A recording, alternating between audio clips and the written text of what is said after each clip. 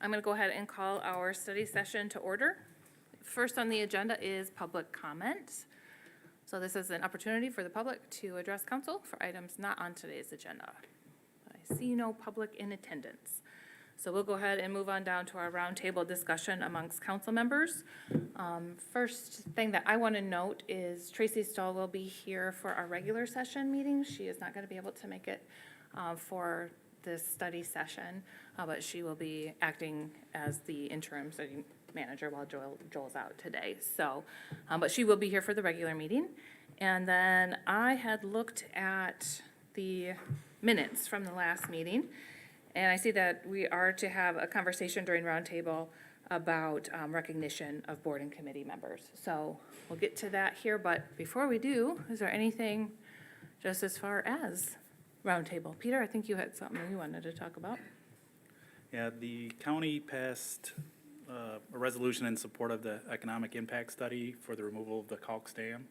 I wanted to see if we at all, as a group, wanted to support that as well.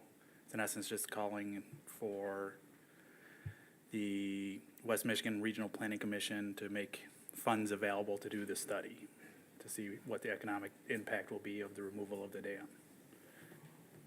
So I didn't know if we wanted to support that, pass our own resolution.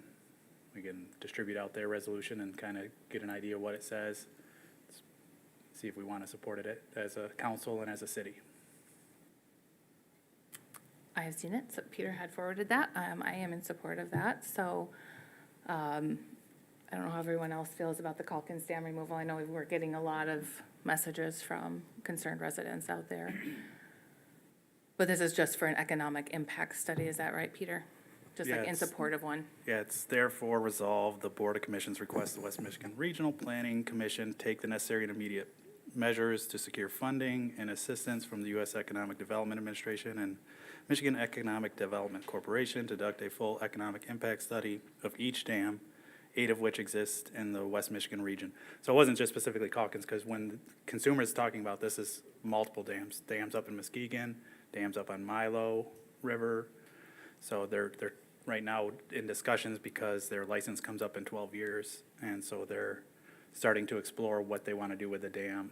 And part of it, I think, would be good to know what type of economic impact it would have on the community if it was removed for recreation, as well as what would happen post-dam removal. I'm kind of wondering how that would go all about. But right now, I don't think consumers has made any decisions, but I think they're trying to get feedback from the communities, and that's why they've been doing these meetings. They did one here, and they've been doing ones in Muskegon, Milo, all throughout Michigan for the last 2 months.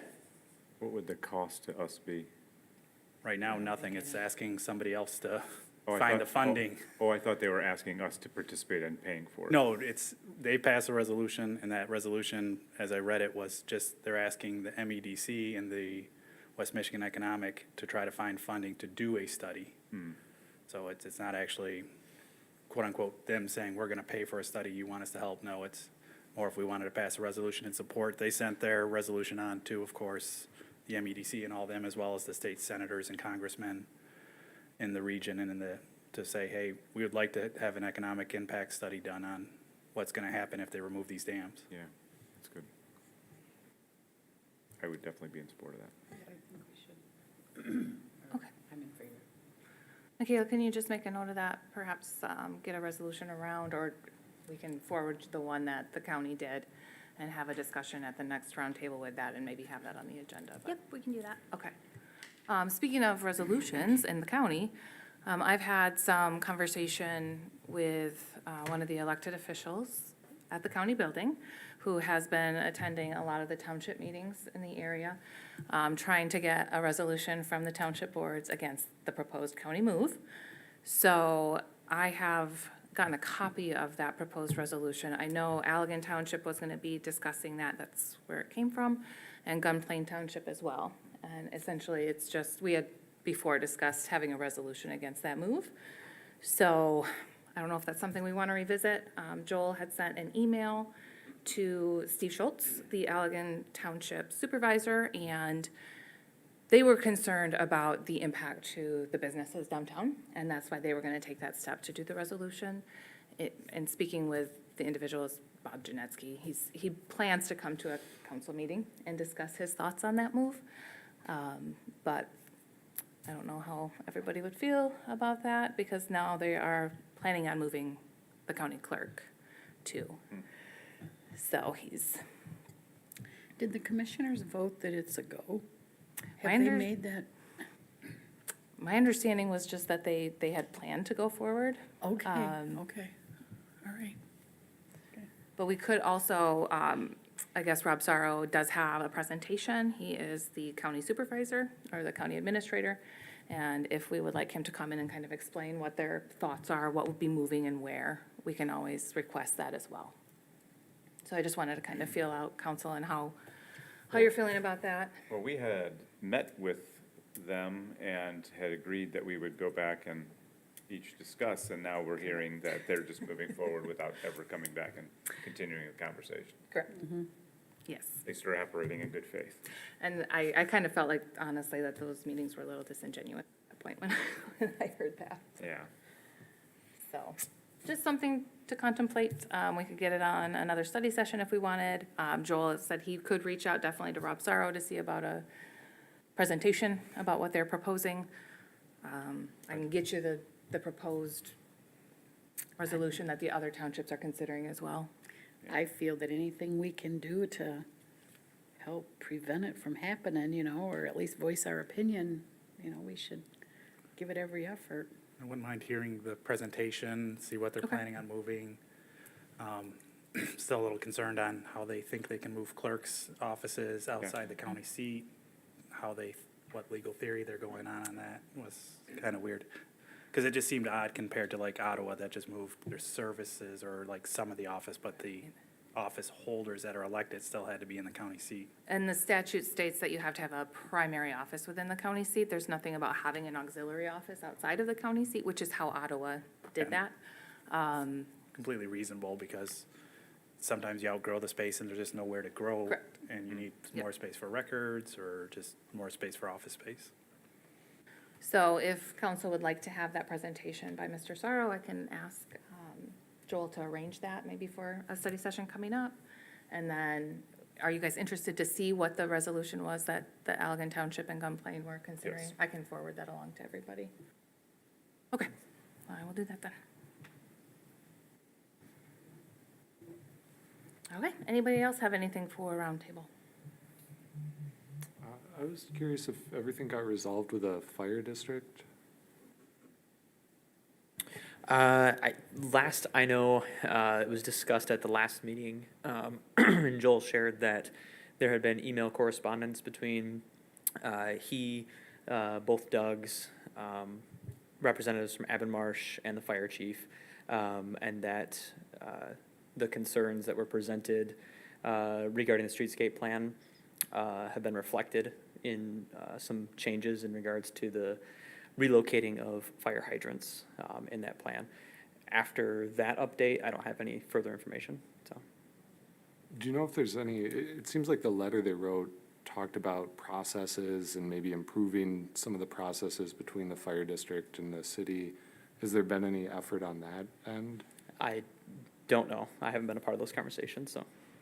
Okay. On that same thing, we were supposed to start fire inspections of commercial properties years ago, and they went around as the fire district, and I don't think they've ever done anything since. Because I remember them coming to my business and going, we're gonna start doing these fire inspections, and then nothing's ever happened since. I did updates, go, okay, let me make sure my smoke alarms are up to date, let's make sure this is up to date.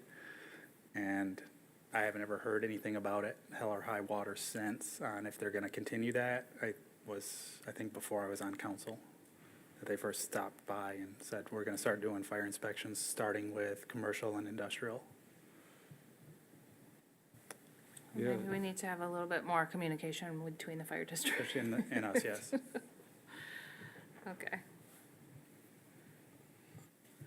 All right, anything else for roundtable before we do discuss recognition for board and committee members? Just real quick, it seems like I've been reading about different events happening for Halloween. Is there anything going on with our downtown businesses on Halloween? Yeah, in 2017, 2018, and 2019, in my role as the promotions coordinator, we hosted a downtown trick-or-treating event. It had happened in years past and then had been defunct for some time. And then obviously with the pandemic, it did not happen in 2020.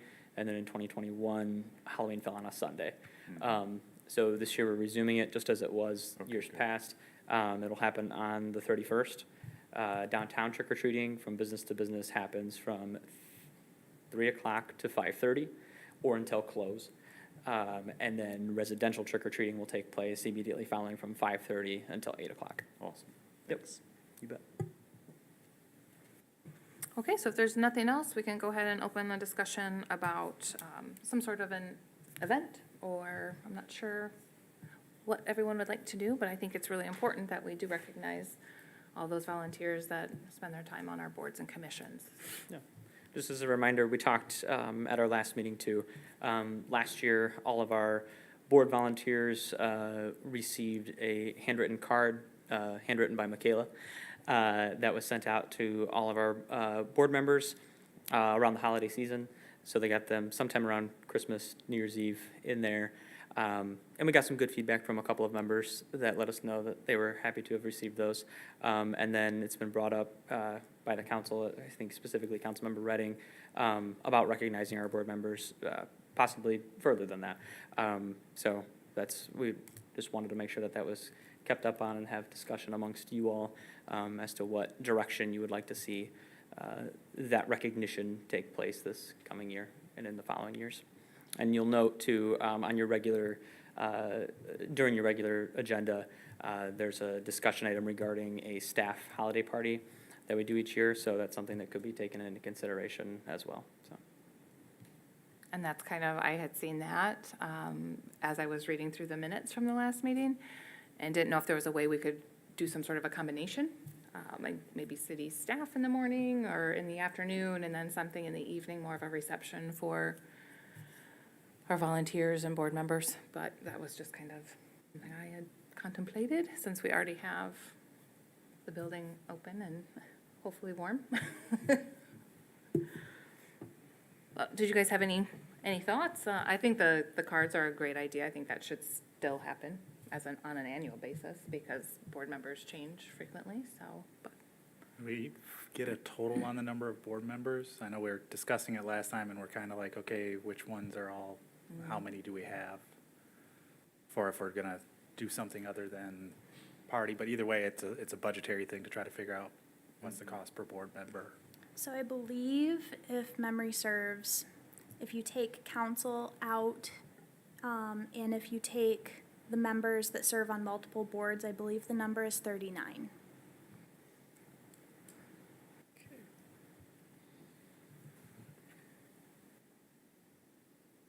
So if they have a +1, then that becomes 80. About 80? Mm-hmm. That is a big group. Region movie tickets? It's one thing you could put in a gift basket, I'm just saying. Right, and Thinking outside the box, what else? If we had any other shows going on at the Griswold or anything like that, as an appreciation to pay for them to go to that show or something like that. I don't know. It just, or if we're not doing like a party, if it was just like, okay, here's a gift, little basket with a couple things in it. well, I'll say I enjoy the chocolates I get from the Fair Board every year. I know, right? So, I mean, And coasters. yeah.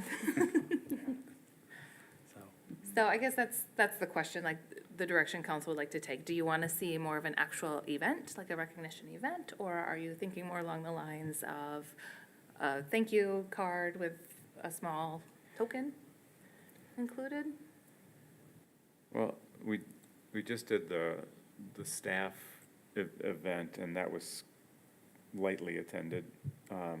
So if we have an event, we'll get some of the folks coming. If we gave a gift, we're actually hitting everybody. So, Good point. I asked about this at the HDC study group meeting, and they said that everybody initially had in their head that, oh, well, it should be an event or something, and then I offered the idea of, well, we also could do some sort of swag, like something with the City of Allegan logo on it, and they seemed open to that too, so I think it's more the thought that matters. I like that idea. Yeah, along those lines, we've got, you've all been in receipt of like the City of Allegan Yetis. You've got your mugs that are here each Monday for you. Staff has received hoodies with the city logo on it, long sleeve shirts. But to my point, we get a lot of people when we're wearing those out and about or using those. A lot of people ask, well, how can I get one of those? Can I buy those at City Hall? And they are just staff or council, specific.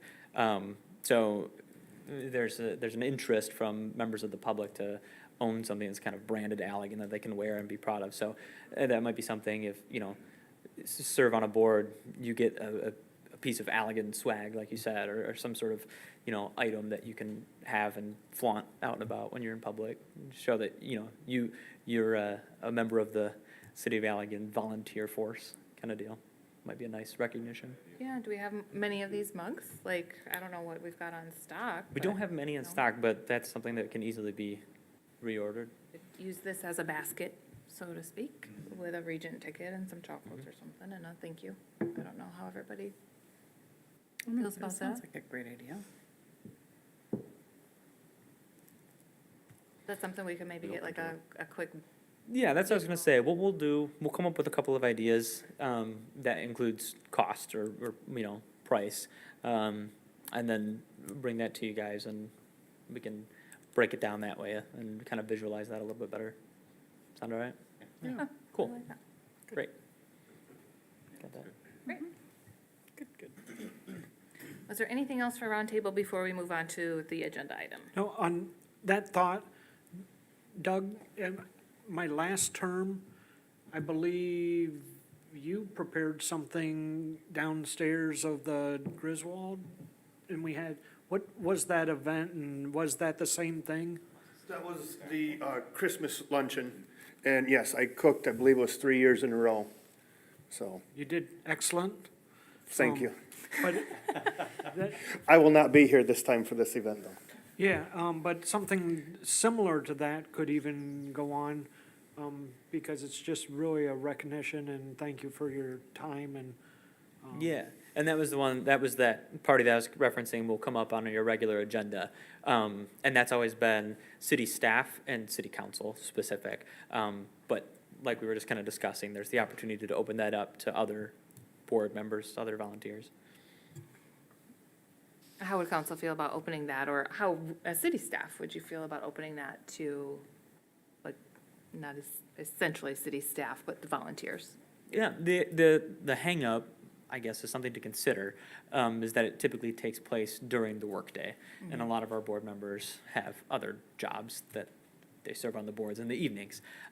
So I think that's where you were going, Mayor Andrus, with some sort of daytime thing for city staff, evening, dinner kind of thing. So we'll package that idea, if you will, with cost estimates and stuff as part of what we'll share with you the next time. So. Yeah, I still like the idea of actually reaching everyone, where I think that's a really good point, that I'm not sure what percentage you would get of people that actually attended, but Mhm. when you send something out, everyone gets it, so, thank you. Thank you. Thanks, Mike, for bringing that up.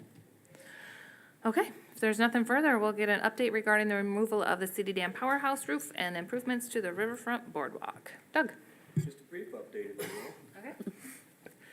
If you recall right, Avonmarsh was here at the last study session. Mr. LeBlanc, engineer for Avonmarsh, gave a presentation on his inspections for the powerhouse and the boardwalk on the riverfront between Hanson Park and the Veterans Memorial.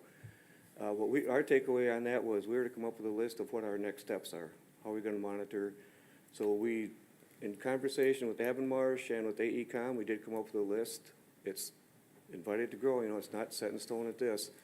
So if you have any input, please provide it. That first item on there, do site visits. I have been doing those once or twice a week for the past few weeks, just started documenting them a couple weeks ago. I've not noticed anything different. I take measurements, take pictures and measurements and all that, so nothing's moving yet. Work with Avonmarsh on a grant application for blight removal. I believe Mr. Dye mentioned that there's a blight removal program. Say Purdue and the, come up here, Okay. And we are working with that. Pardon me? March 31st, it's open now. Okay. We are working with Avon Marsh to get our application in to address this structure. Avon Marsh has reached out to a couple of contracting firms to put, help me out on this, Tony, behind the dam, sheeting, the earthen berm, and another row of sheeting. That way, and the idea is, not only when they take the dam out, we just make a new earthen area through there, just row of sheeting and pull the dam, and that's what Doug and our team are looking at with Eagle, how they wanna handle that coordination because of the PCBs and the cleanup. And I have placed a call to Mark Mills at Eagle. I've not heard back from him yet. Because if we can go ahead and do a berm on that, my thinking is if we can get Milbacher to help us out in an upcoming project, maybe we can take some spoils and put in there. It's all gonna depend on how everything lines up. The electrical meter that serves a dam is located on the Powerhouse. We found that out last week or 2 weeks ago. So we have the paperwork in, and Consumers is gonna relocate that meter from the Powerhouse down to the dam area. We'll schedule annual engineering inspections. AECom and Avon Marsh both suggested we do that. And then we'll continue working with AECom on the current dam and powerhouse removal project. If there's anything you need or want added to that, please let us know. One thing I see is we're not really addressing the current roof with the upcoming winter, and that was one of the concerns. I didn't know if we were looking at installing any additional supports into that section of that building to hold up that roof, or are we looking to remove it before winter? Tony and I had a conversation last week, removing the roof. I think you exposed all the walls, Yeah, and that's, so I didn't know. which could make the walls weak. So Tony and I met last week, and that's an ongoing discussion, how are we gonna handle that for the winter months? I didn't know if put in temporary extra beams across there and supports Do just to, something in there, yes. just to hold it up so we don't get a collapse. Even just to remove the sheeting, so it doesn't bear as much weight, just leave the joists up, but remove the sheeting, so it doesn't hold the snow? The joists are all bad too. The joists are bad. Yeah, not just the sheeting, over half the joists are structurally gone. Yeah, So they're not, they won't even hold the walls up, or support the walls up. If you wanna see it, I'll gladly take you in there. It'd be kinda cool, actually. Hard hat required. Yeah. That'd be Larry. Yeah, might do that, Doug. I guess for me on this stuff, I don't really see it as us telling you what to do, but somebody that knows this stuff telling us that the roof's not an issue, where this winter, the snow loads, if it caves in, it's not gonna push the walls out, it's not gonna cause other things, or if it is, then this is what needs to happen. I'm looking for that, for somebody that, an engineer, an architect, somebody with that knowledge level of structure to tell us what's going on and what's happening. Because we could all guess at it, but I don't know, is anybody here even carries a builder's license? And, and that doesn't even really give you all the interest, 'cause like an engineer just knows more. And so we really need help by recommendations from these officials. From Avon Marsh and AECom. So we're, Who, whoever. I mean, if Tony has people he's confident in, which I'm sure he does, I would get them through it and look at it, and, if Milbacher says that they can do it with, a berm in the river or around it or any of that good stuff, if they're willing to put that in writing and say, then we're good. If the whole thing falls in, it's all contained. I don't know. I don't know help me out, Tony, I think the sheet piling would be on the back side in the raceway, right? So you have the river, the powerhouse, the catwalk, sheeting, earthen berm and sheeting, and then a bridge. I don't think anything has been mentioned yet about the downstream side.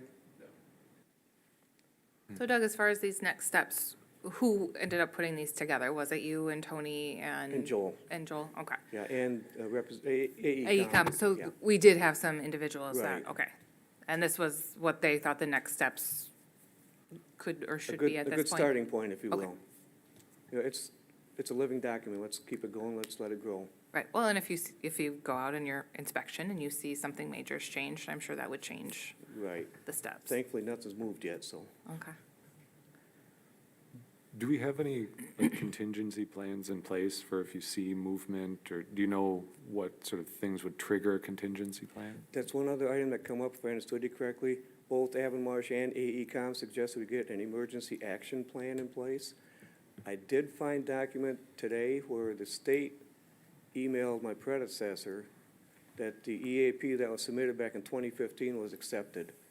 I found a hard copy about 2 o'clock this afternoon. I haven't had a chance to go through it. I don't know who created it. Okay. Have you been in touch with Scott Corbin on that issue? No, no. He's the county, like, emergency manager, I think, I don't know. Oh, okay. I'm gonna see Yeah. him tomorrow at a meeting. I was I'm not sure if they would have much input. I don't know. Maybe they have other emergency action plans that they've used. Is that what you're thinking, Mike? Or I have no idea what they do, or Okay. I just know they come up with those scenario The plans. answers or game plans. Okay, I will see him tomorrow morning at M89 meeting, and I'll see if we can set something up to discuss this. Yeah, I'm not sure. Yeah, I might just check with him what options would be or if they would be involved. I think that's probably why you said that was something that you did, that was with Eagle, or the predecessor to Eagle, was that emergency Pardon me? action? That I think he was emergency- talking about Aaron Haskin, Aaron, his my predecessor. Yeah, but he had worked with Eagle on that, or the predecessor to Eagle, which was DNR. DNR. Well, was Dean? No, was The it letter DEQ? the letter I saw this DEQ. morning from the DNR said that the plan submitted in January 2015 was approved in June of 2015. I can't find the plan. An electronic copy of the plan. I found the hard copy. I can't find the electronic one. So I don't know who created it. It's probably in combination because it involves waterways, and if we're gonna do some sort of emergency action like fill in a waterway, there's issues with doing that on your own without kind of having approval from DEQ or Eagle and DNR. So that's why it was probably developed with them. If we're gonna say the emergency is, we dump a bunch of rock in the spillway, everybody agrees that's the best action, then we don't get in trouble afterwards for filling in a Right. waterway. Right. We don't want that. No, I don't want that either. So the suggestion is to do a new emergency action plan? Yes. Okay, but you'll take a look at the one that you've got And the on paper dam is- and see. Yeah, and the dam is on a 3-year inspection schedule. We've been in touch with Eagle, who does the inspections. They're scheduled to do it in 2023. I'm presuming it's a dam and the powerhouse.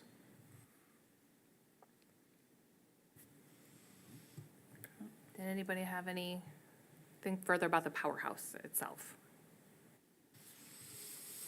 You said the grant ends, or the grant closes in March. Sorry, I was wrong. It was January 31st, they're gonna make awards by March 31st. Okay, so It we're, would be right at the end of the year, then first quarter they'll make awards. so we're still looking for some other mitigation to get us through the winter? We're gonna have to come up with some way to address it in the winter. Okay, all right. So we'll probably see a follow-up to this then, I'm anticipating one. okay. And then like the next couple months, or next meeting, or tough to tell? I don't know if it'll be next meeting. Okay. But probably before the end of the year, Yeah. okay.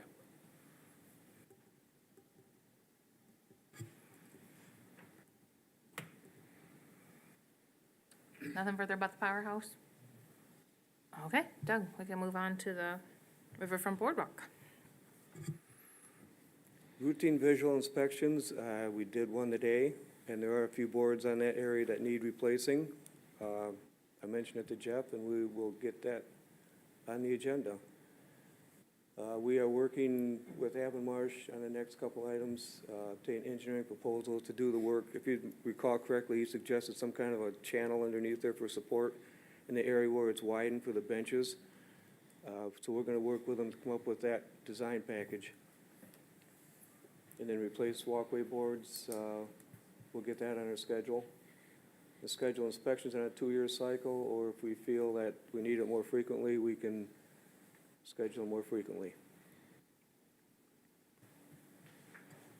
Thanks, Doug. Council, do you have any questions or thoughts on these action steps? On the Mike? walkway boards, the ones that you're thinking of replacing, are they soft? Are they, what is your criteria for that?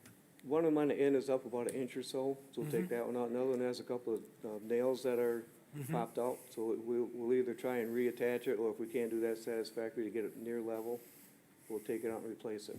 And while we're doing it, if you recall correctly, Scott mentioned when you're replacing those boards, look at the structure underneath. Yeah, that's what I wanted to bring up. It sounded like they were saying, let's do like, I don't know if it's a whole support area or at a time, so we can look at it, see if we need to go forward on what's under there.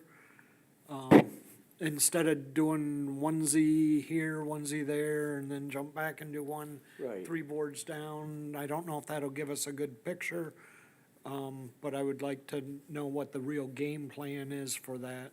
I think in further conversation with Marsh, once we get an agreement on what we want, I'm confident that they can come up with that. Okay. And there again, if there's anything else that you want record of on this, on the riverfront, let us know. We'll add it to the list. Did we decide against doing the load, the capacity limit? You mean signage? Yeah, it was in the structural engineer's report, there was a recommendation. For having signage about the widened areas, I think it was, specifically because that was the areas that were outside the 80 pounds per square foot.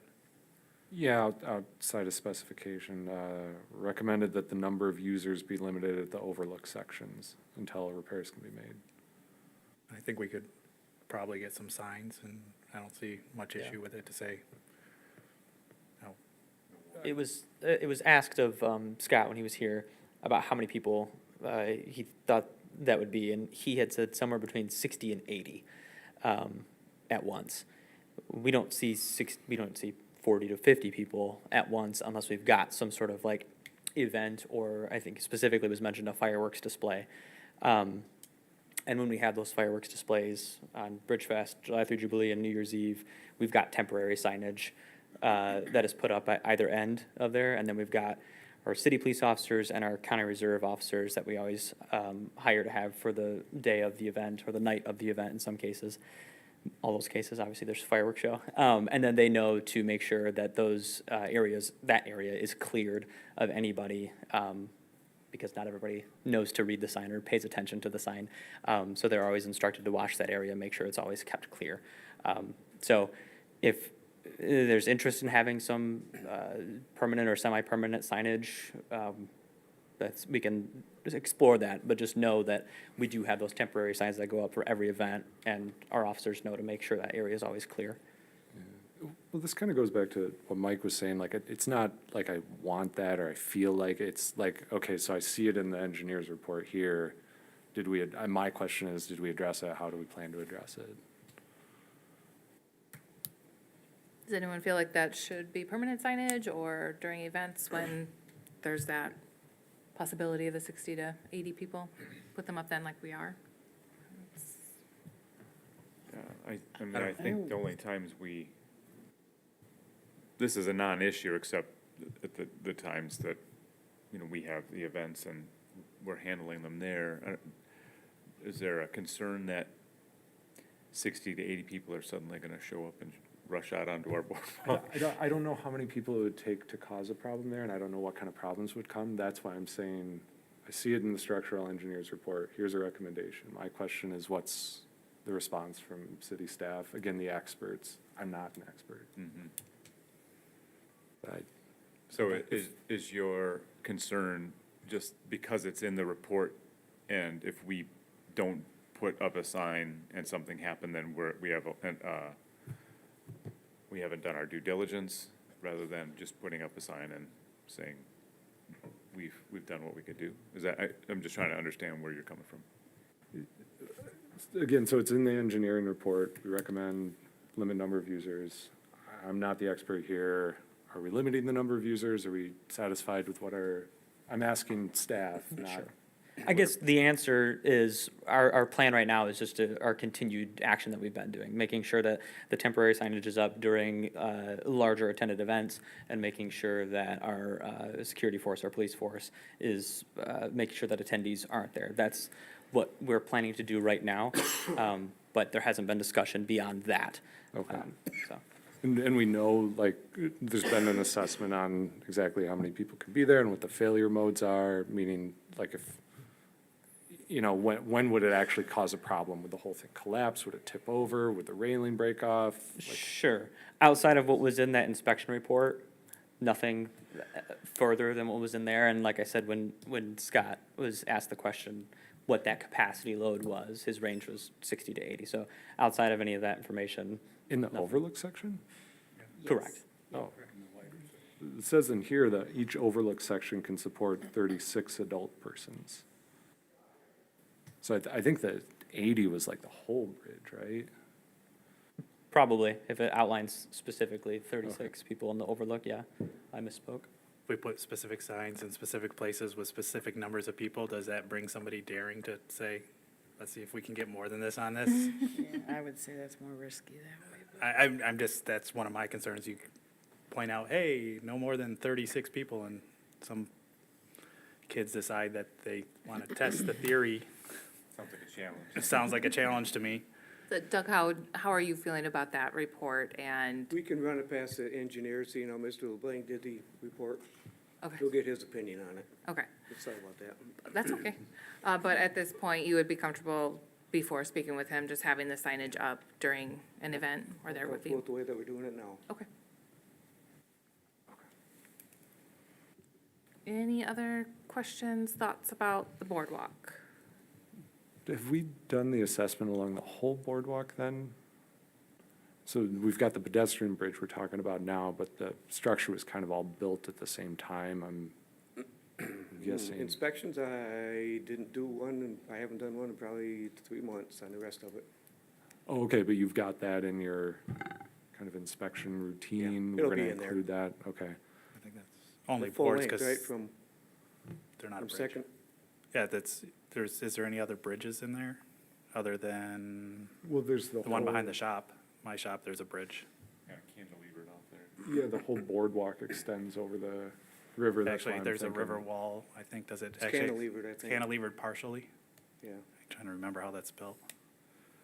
There's 2 pilings that support a little overlook, and I noticed that little overlook was an has add-on. like a smaller fence that looks a little lower, and I know, well, so what I've seen is like 4-year-olds like to jump up there and like put their feet on the bottom part, and then they lean over looking at the fish, and that's terrifying to see. So I'm just wondering, like, should we look at, like, maybe just extending the whole fence through that part? And also that little overlook, I noticed that the piling looks out of plumb on that one. So that's why I brought up, should we look at the rest of the boardwalk along there? Was that the area the boardwalk had been inspected in Right. 2021? Was Yes. it? Yeah. Okay, so that's, By the same staff. what's that, Tony? Sorry, we did everything over, this side here, No, and looked at the wall on this side over Okay, so that was done in 2021. I thought I had seen that no, it had been I think he's inspected. talking, there's an overlook over behind the splash pad. That was That's an add-on to the boardwalk, and it does have a lower fence, Yeah, I was gonna say that add-on, when was that done? Maybe 10 years ago? thereabouts. Yeah. Yeah, Is it just that- before we started working here, it's done as part of the grant for down there, Yeah, and that was done as a fishing platform, which requires a full fence. correct. Yep. So that, it used to have the same height fence all the way through up until about 10 years ago when that work was And done. it didn't have an extension out into the river there, it was all just Correct. straight. Just along the cantilever. I guess I'm not knowing where that's at. It's by the splash pad, there's a little, Oh, it's a little okay. bump out there Having a by hard the time memorial visualizing. and all that. Okay. There's that little bump out, and it does have a lower fence, and I question that too. Good to know it's for fishing.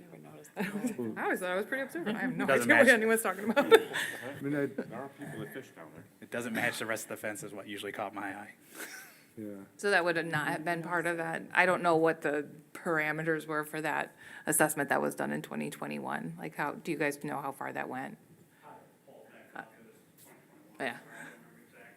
I think Okay. that was the Water Street section. 'Cause Tony we- said they did the wall area too. Yeah, that's the Water Street, is Right, that why wall. don't you start up here by Shandorf's? By Yeah. the gazebo, walked all the way around, ended at Memorial Park, Yep. 2021. Yeah, so you guys went all the way through. All the way That's- through. I thought that had been on that. I remember seeing. Yeah. I'll have to look information at that about report yeah. again. We had asked about it, I think because the boards, some of the boards, it was so dirty and we had talked about So we'd cleaning it up gotten and The stuff. a seawall copy had of a it. little lean to it like that. Yeah, yeah. I guess I question if, you know, the shorter fence really makes sense there in light of, like, now we've got a splash pad there, and I don't see many people fishing in that spot.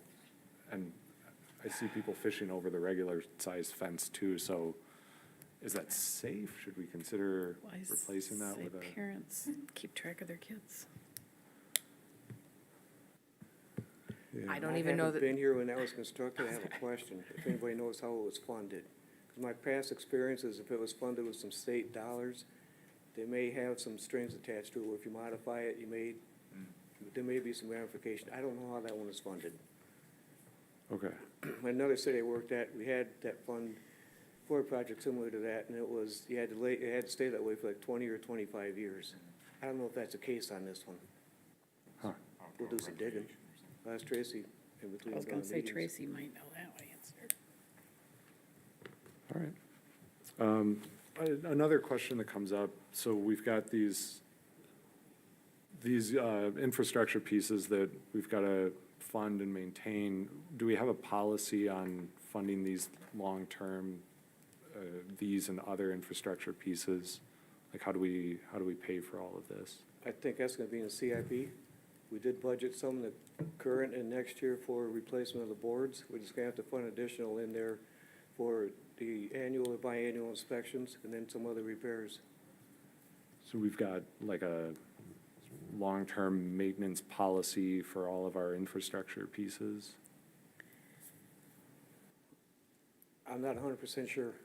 Okay. I know that's been brought up before by council. I don't know if it's something we want to discuss further. These are just good examples of like, okay, we got to maintain these things. There's a cost to that.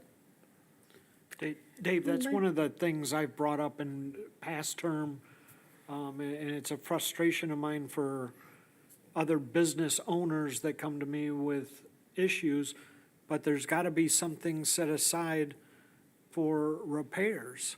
If you own a building or a structure or anything, there's going to be a time where you gotta dump more into it. For the city, if it's a small 60-gallon water heater, they can probably find that money.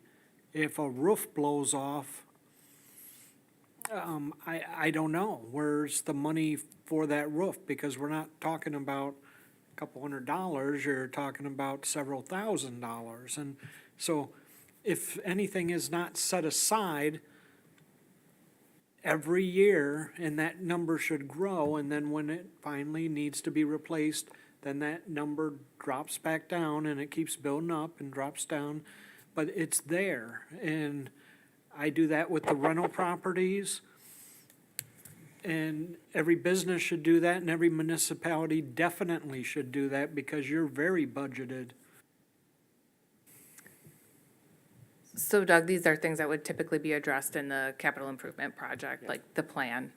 And as council members, we need to make sure that we're looking for that information too. That if that's something that we want to have included moving forward, that we bring that up during the budget planning sessions, that, hey, I don't see that you've got a line item for maintenance on this But when we- area, but, you When know, we moving bring it up, it forward. needs to not be a trust me, and we need to dig into that Oh, for and sure. find out why there's not a number set aside. In theory, with all the buildings that we own, even, let's just take the little gazebo down next to the stage. So when we were talking to the hotel people, it came up that, well, we may just move that to the new park or rearrange it or something like that. And then it came up that there's repairs are gonna be needed on that. So that was a few years ago, and I don't see that any repairs have been made on that little one. Do we have something that we set aside specifically for that? For parks maintenance? For buildings and grounds and parks, we do have some, it's not R&M, I think it's called maintenance, 7,400 account. I'll have to double check and see if we have it set aside, spelled out for each building or each location. May all just be into one line item. That's what I was gonna say. I think last meeting, didn't we talk about like $1,500 rings a bell with me? That has been set aside I for think it was maintenance 5,000. of, huh? I think it was 5,000. Was it the number. 5,000? That's the number. And so that's gotta be in a fund somewhere, and it may be in addition to some maintenance fund, Doug. I think it's just in our budget, and our budget determines that 5,000 is supposed to be there. It's gotta be under an account somewhere. I It's think gotta it be might be that accounted for 7,400. for that $5,000. I just don't know if it's like, a specific fund like some of our other funds. But I think looking at our best practices for capital improvement and funding them long-term and looking at our budgets more than 1 year out is probably good for our next budget session, is just to make sure we're really addressing all the capital improvement and general maintenance that we think we're gonna see down the road and look at that 4, 5, 10 years down the road. But I think that's something for I a think our budget session. capital improvement is out like Yeah, 20-some years. I think it is, but just make sure we're kind of catching everything on That's what it. yeah. That's what we're talking, like, do we see everything on here, or do we see something that we're blindsided by? Make sure we look at that really intensely and have staff look at that. Don't, sugarcoat it and try to remove stuff just because it makes it look better. I'd rather know the truth of what's coming down the road. But, all right. Anyone else have any questions for Doug? No? Okay. Next, we got, thanks, Doug. We have a review of the July and August revenue and expenditure reports. When Tracy had sent me the message she wouldn't be here this evening until about 7 for the regular meeting, I asked if there was anything in particular she wanted me to mention. And I don't think that I had actually heard back, so I'm thinking that there wasn't anything in particular. So I'm not sure if you guys would be able to answer any questions about it. We can try, but if we don't have the answers, we can always just Ask Tracy. send those over to Or Tracy. You can keep it for council comments. Did anyone have anything that jumped out at them? Any concerns with this revenue and expenditure report? I didn't have anything. No? No? Okay. So next we have a review of the council agenda. Did anyone see anything that needed additions, corrections, anything you'd like clarification on before we get to the meeting, or have any questions about anything specific to the agenda? The request for the EMS contract is under the police department, and I wasn't sure why that was. Just emergency services. Yeah, it was just kind of placed there for emergency services type thing. I did want to note also that 11E.3, I had noted when I sent out the packet on Thursday that I would be sending you guys the documents when Doug got those. So we're waiting for information from 2 vendors for that emergency repair of the Salter. And we still haven't heard anything as of this afternoon, so that's why you didn't receive any information. So at this time, we're going to suggest that council just tables that for the November 14th meeting to give us a little more time to get information from vendors. Thank you, Michaela. Anyone else have any questions? No? It's early. It's because Joel's not here, we'll contribute it to that. Well, if there's nothing further, I guess I'll mention a couple more things. I don't know if anyone's been out to the Arm & Trout Millbucker. I know Dave has. I saw him when I was out there. The new nature preserve opened 2 weeks ago this coming weekend. Have you been out, Roger? No. Oh, it's I heard it's amazing, I heard it's amazing though. Me It too. is. I heard it was beautiful It's right really now too. lovely, especially Yeah. with like the leaves and the scenic overlooks of the river. But I know that for the grand opening, there were over 100 people there. Wow. I've been invited to speak, and I appreciate staff giving me some pointers. I bastardized it a bit.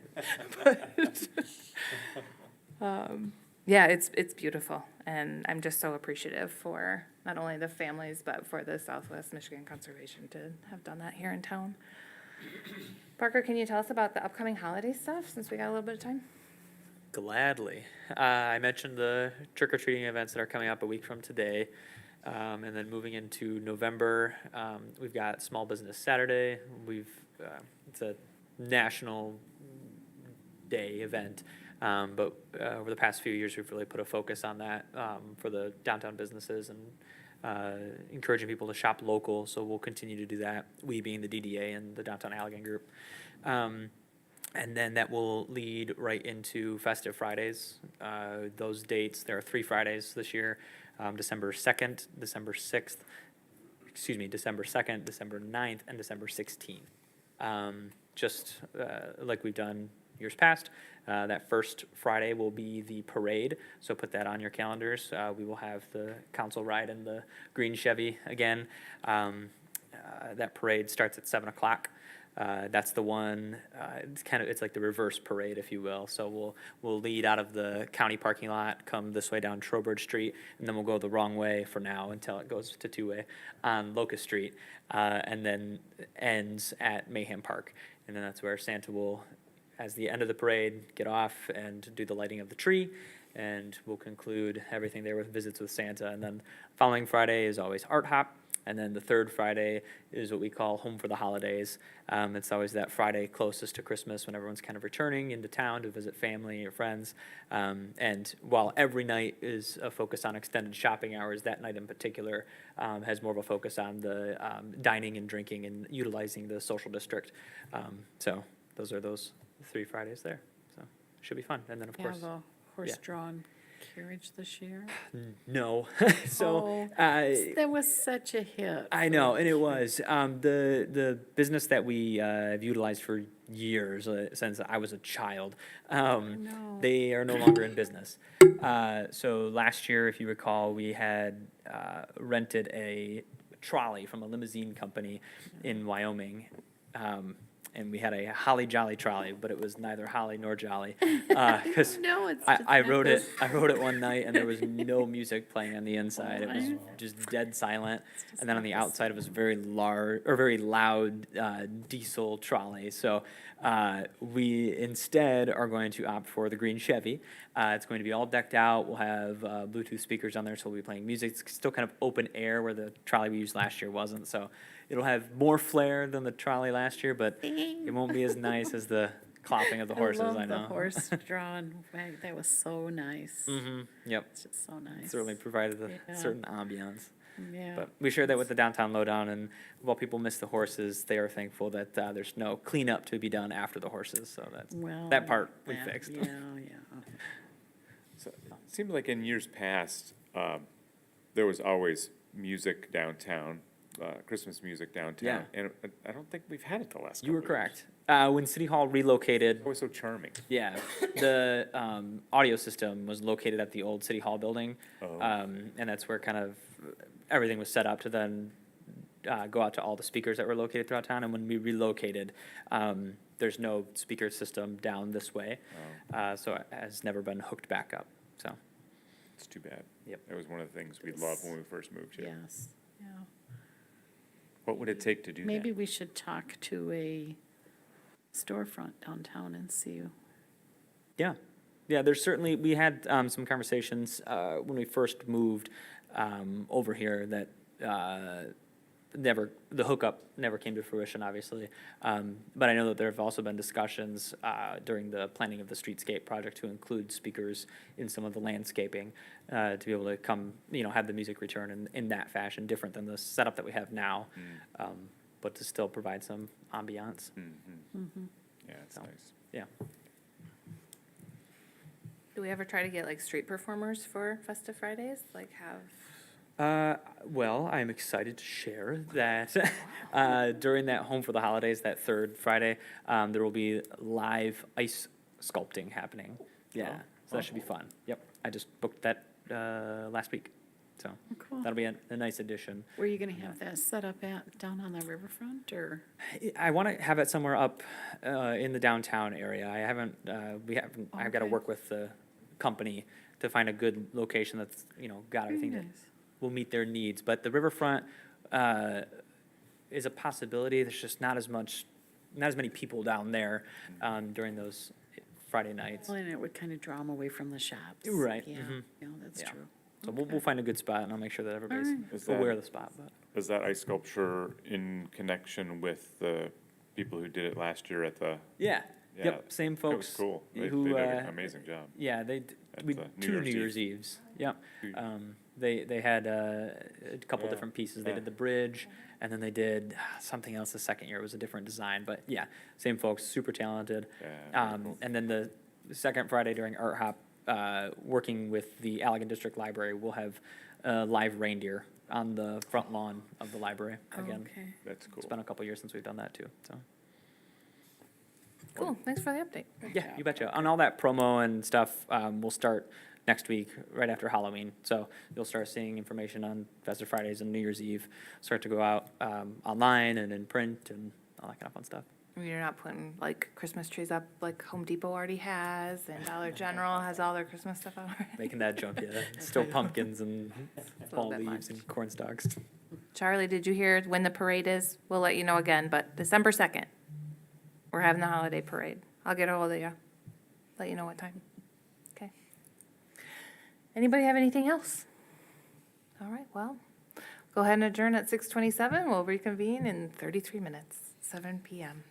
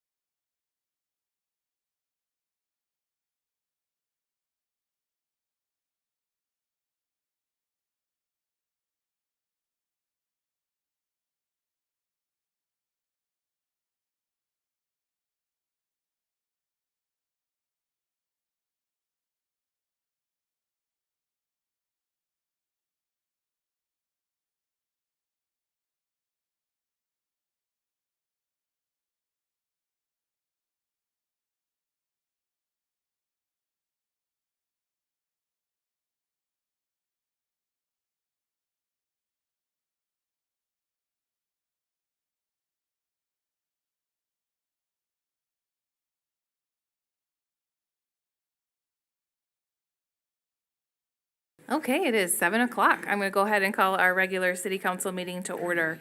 Michaela, would you please do a roll call? Absolutely. Councilmember Zeter,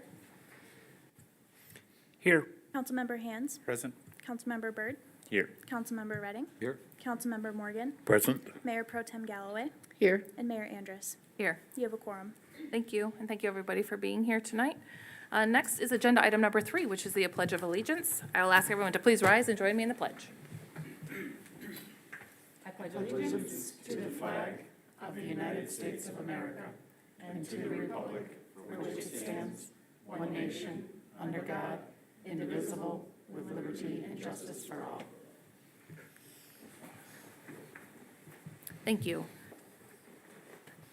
Next, we have agenda item number 4, which is an approval of agenda. Under 4A, it's an approval of the regular council meeting agenda for October 24th, 2022. Council, we did discuss the agenda at our study session, and at that time, there were no additions or corrections. If there are still none, could I get a motion to approve, please? So move. Support. It has been moved and supported. All those in favor, please signify by saying aye. Aye. Opposed, say no. Motion carries. Under agenda item 5, approval of minutes, we have agenda item 5A, which is an approval of the study session minutes from October 11th council meeting. Council, did you see any additions or corrections to those study session minutes? Michaela, did you hear anything, see anything? I did not. Okay. Seeing no additions or corrections, could I get a motion to approve as presented, please? So moved. Support. It has been moved and supported. All those in favor, please signify by saying aye. Aye. Opposed, say no. Motion carries. 5B is an approval of the regular meeting minutes from October 11th council meeting. Same questions, council and staff. Were there any additions, corrections, amendments? Seeing none, could I get a motion to approve as presented? So moved. Support. It has been moved and supported. All those in favor, please signify by saying aye. Aye. Opposed, say no. Motion carries. Next, we have agenda item 6, which is special presentations and recognitions. Under 6A, we have a presentation from Amanda Nash, who is a candidate for school board for Allegan Public Schools. And I see Amanda's in the audience, so I'm going to invite you on up. Amanda, thank you. Hi, everybody. I'm Amanda Nash, and I am a candidate for the Allegan Public School Board. I had a whole speech prepared, and my kid made fun of me. He said it sounded funny. So, if you're local, you've seen my signs. Even my doctor commented on my signs. I am a mom. I have a 9-year-old and a 4.5-year-old. He will start kindergarten next year, so I am invested in the school system for the next 14 school years. I'm worried. I want to make sure our kids get the best education possible, and I am dedicated. I am so very dedicated to these children. I have been involved in kids of our community for, well, shoot, what is high? 11th grader already. Watching them grow up and seeing how this world is going. And I just want to help be a voice for them, to help make the right decision, help them, guide them through life, guide them through their education. And some of the stuff that we're concerned about, we need to let them be kids. We need to teach them math, teach them reading, and hopefully I get to be a voice for 14 more school years. Do you have any questions? Any other questions for Amanda at all? No? Well, thank you so much, Amanda. Appreciate you being here. Thank you very much for having me. Next, under agenda item 8, we have public hearings and adoption of ordinance. Under 8A, a request to hold a public hearing and approve the conveyance of parcel 51-305-213-00 to Alfred Crocker by a quitclaim deed for consideration of $1. Staff, could we have a report, please? Certainly. So on the screen, you can see we've got an overhead view of Bond Street. Up in the very left-hand corner is the Kalamazoo River right on the right past the city-owned dam. Highlighted on the map in red is Mr. Crocker's property, and then outlined in blue just beyond that is a city-owned parcel.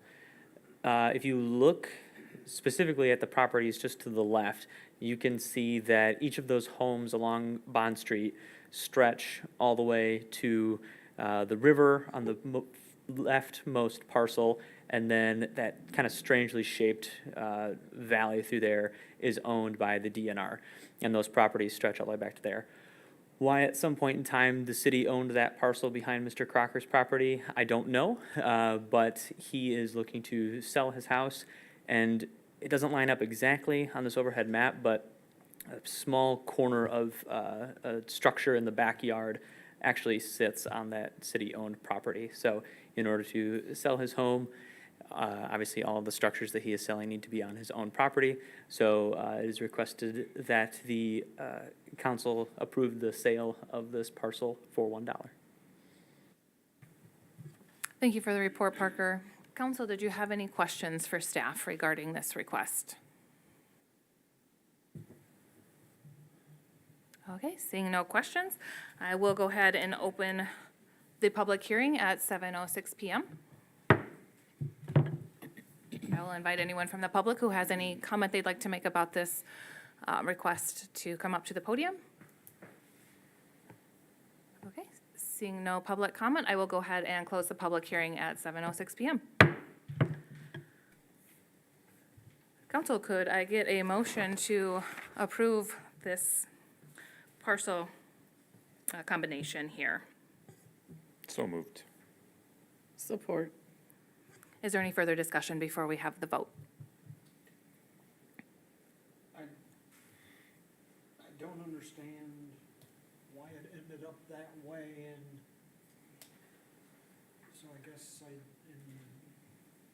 we don't know, but I don't understand that parcel being the city's or. And unfortunately, I think there's a lot of areas in the city where we've been running into this issue. I think if you look at the old maps, the old tax maps, you'll see that there was alleyway that was supposed to be behind those properties as well as along Bond Street. And I think even behind my property on Marshall. And that's probably where this originally came from, was when they originally laid out the city. And another possibility, if I could add, is that if things go to tax sale and nobody purchases them, we get them back automatically, so that could have been a thing back in a prior time as well. So then, in theory, how long was this the city property and nothing was acted on? I'm not aware of that. I don't know either. So the city loses out on tax revenue, and then we give it away. So we, Somebody that if we would have knocked on his door may have said, well, can I purchase that for, And I'm not sure if he realized that when he bought the property. I don't know if he erected the garage, not realizing it was on that parcel. I don't know the situation. yeah, correct, and we will get tax revenue off of it now. We've lost out on Right. it for however many years it's been in the city's name. But letting it be combined with the other parcel will increase the revenue. right. Council, is there any further discussion? Okay. Seeing none, all those in favor, please signify by saying aye. Aye. Opposed, say no. Motion carries. Next, we have agenda item number 9, which is public comment. This is an opportunity for the public to address council for items not on tonight's agenda. So I will invite anyone from the public to come on up and approach the podium. And if you could please state your name. There's also a sign-in sheet up there just for minute taking. Thank you very much, Madam Mayor, honorable members of the council. Bob Janetsky with a brief update from your Allegan County Clerk and Register of Deeds office, and I appreciate the opportunity.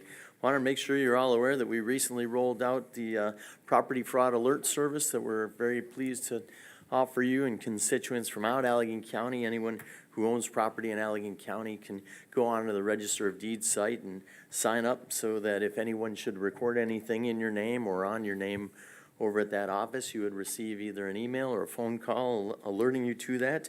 As you're probably aware from the late night TV commercials, property fraud and title theft are on the rise. Fortunately, in Allegan County, it's not as rampant as it might be in other places, but we did want to make sure that we had this service rolled out to you as soon as possible, just in case it should someday be that.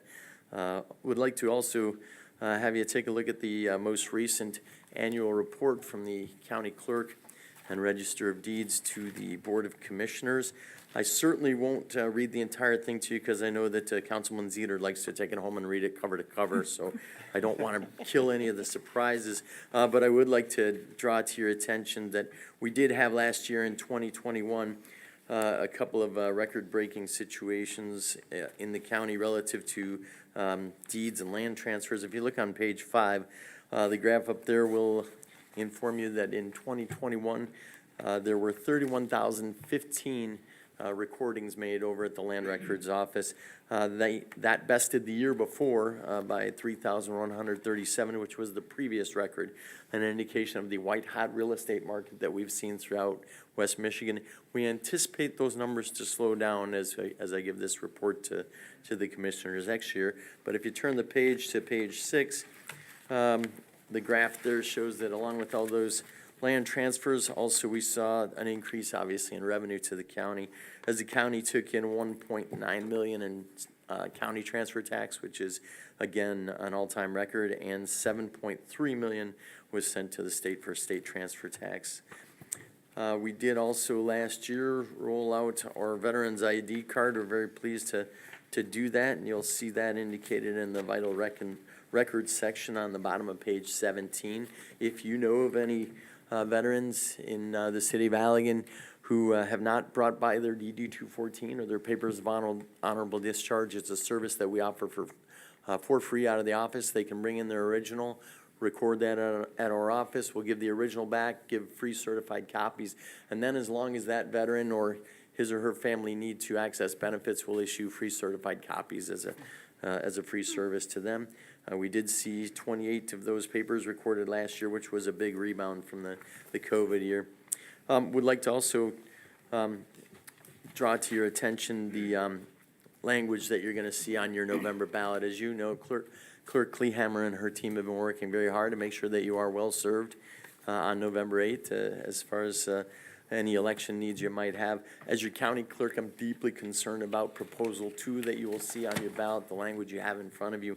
I believe this will invite cheating into our elections in Michigan. It is deeply concerning to me. I'm going to ask you to study the language for yourself and talk with friends and neighbors about it, but as I read it, it gets rid of voter ID and would allow third-party individuals from throughout the United States and maybe foreign and abroad countries to put money into our elections in Michigan and spend it. There will not a process that goes through a state legislature, a Congress, or even yourselves to appropriate money for elections. I find that to be very concerning. I'd ask that you please study that proposal incredibly hard before you make any vote on that one. With that, I'll take any questions or concerns you have about the Office of County Clerk Register of Deeds or the upcoming election and how hard Clerk Kleehammer is working to make sure that her team's ready for that. Council, did you have a question, Mike? Yeah, I Okay. saw the passport picture in there. Yes, Do you do passports at your office? we do passports at the Register of Deeds office. We do a lot more than the post office because you don't need an appointment. We're open from 8 to 5. You can come in with 8 kids if you want, provided that they're yours, and get passports for all of them. Okay. Any other questions for Mr. Janetsky? Sir, I just had a question. We actually were discussing, your name came up earlier in our study session, and I just wondered if you could maybe address the proposed move that the county has. I'm extremely concerned about it, and it hasn't been well publicized. It seems like at first there was a lot of backroom chatter. I'm concerned for the city of Allegan because I've got 15 employees that work under me at the clerk's office and Register of Deeds office. They dine out regularly in the city. They don't drive over to Plainwell for lunch. They don't drive over to Fenwell for lunch. They eat here. I'm a regular at Something Sweet. I'm probably going to be less of a customer if I have to come down from so many miles away. From the standpoint of your county clerk, as you're aware, on election night, returns from all over the county are driven into the county seat. That drive always occurs in darkness, almost always in inclement weather. So we've got clerks from all over the county driving into the county seat. I take some comfort right now that when they deliver those returns, they do it in a city that has a very good streetlight system and that has its own police force for at least the last mile or two of their drives. You put us out at the cow pasture up there, and I'm very concerned for the dangers that clerks from throughout the county are going to have with that. And again, I do think it's going to have a economic impact to the city that I think is not good, and I think is a very short-sighted decision. Thank you, sir. Outside of that, I'm okay with it. Thank you. Did anyone have any questions, further questions?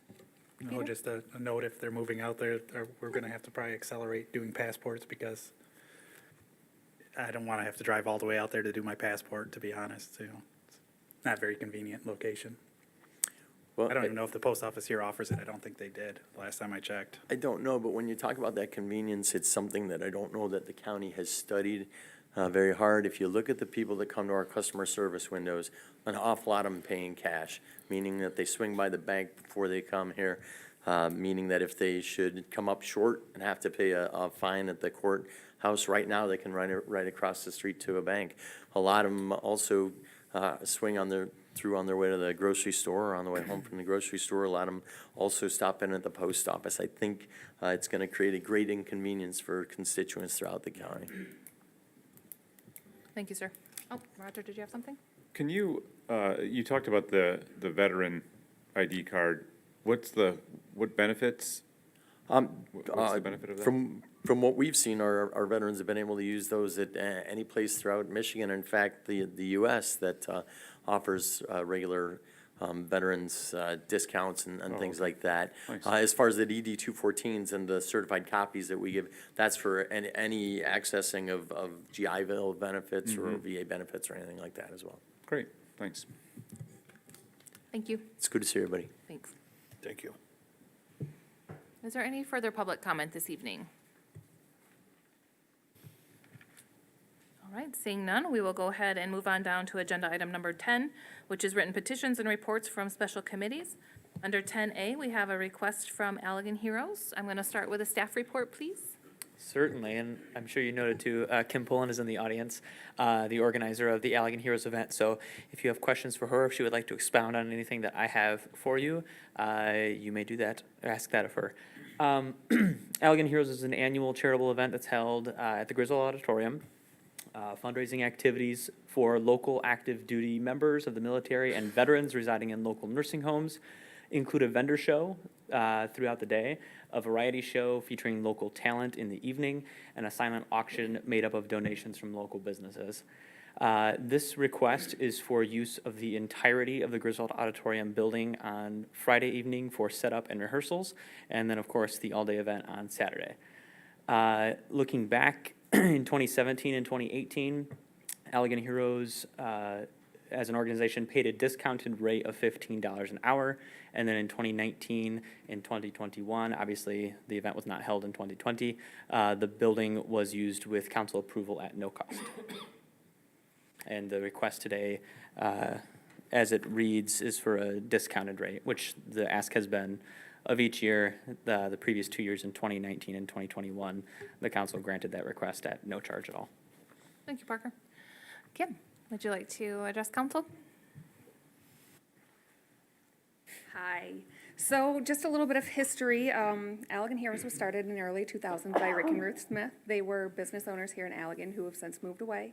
I have been involved since about 2006 in the variety show and the large fundraising event since 2009. I took over the organization when they moved to Utah to be with their son who was in the military to help take care of his family when he was deployed. The cost of sending a package, if we have to pay fully out of fundraising, our funds that are raised, will cost us between $75 and $100, including the items going in the package and the shipping, if we do not have items donated by the public or local businesses that can go into those packages.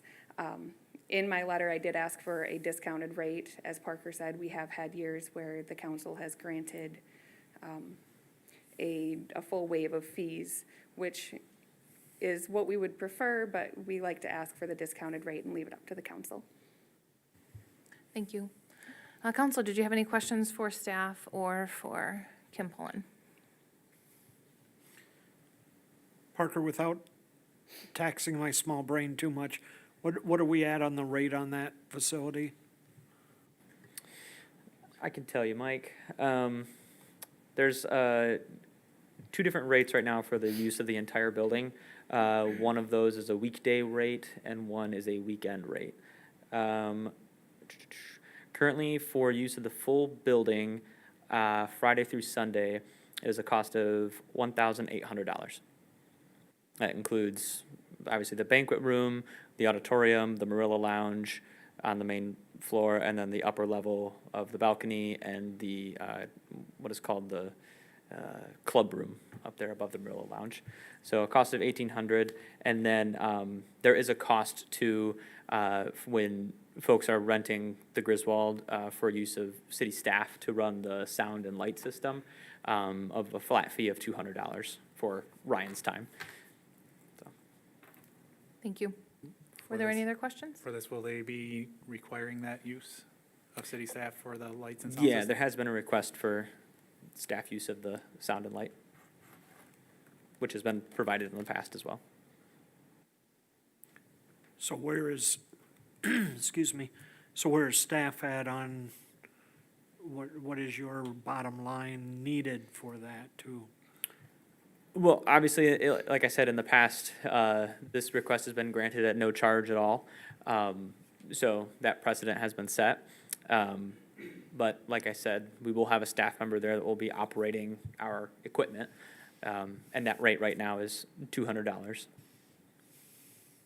think in some of the previous ones, like the ugly sweater and the others, we've just asked for a notation that the facility was provided by the city of Allegan as something to go on to their flyers and paperwork, just to say, hey, the city of Allegan's providing us this at either an extreme discount or free, was kind of the free advertising part of it. Talk to the city if you want to rent it yourself. Kim, do you send out information with sponsors? Yes, listed? we have, for our variety show, we have a program that goes to any attendees as well as our performers that has a thank you to the city of Allegan.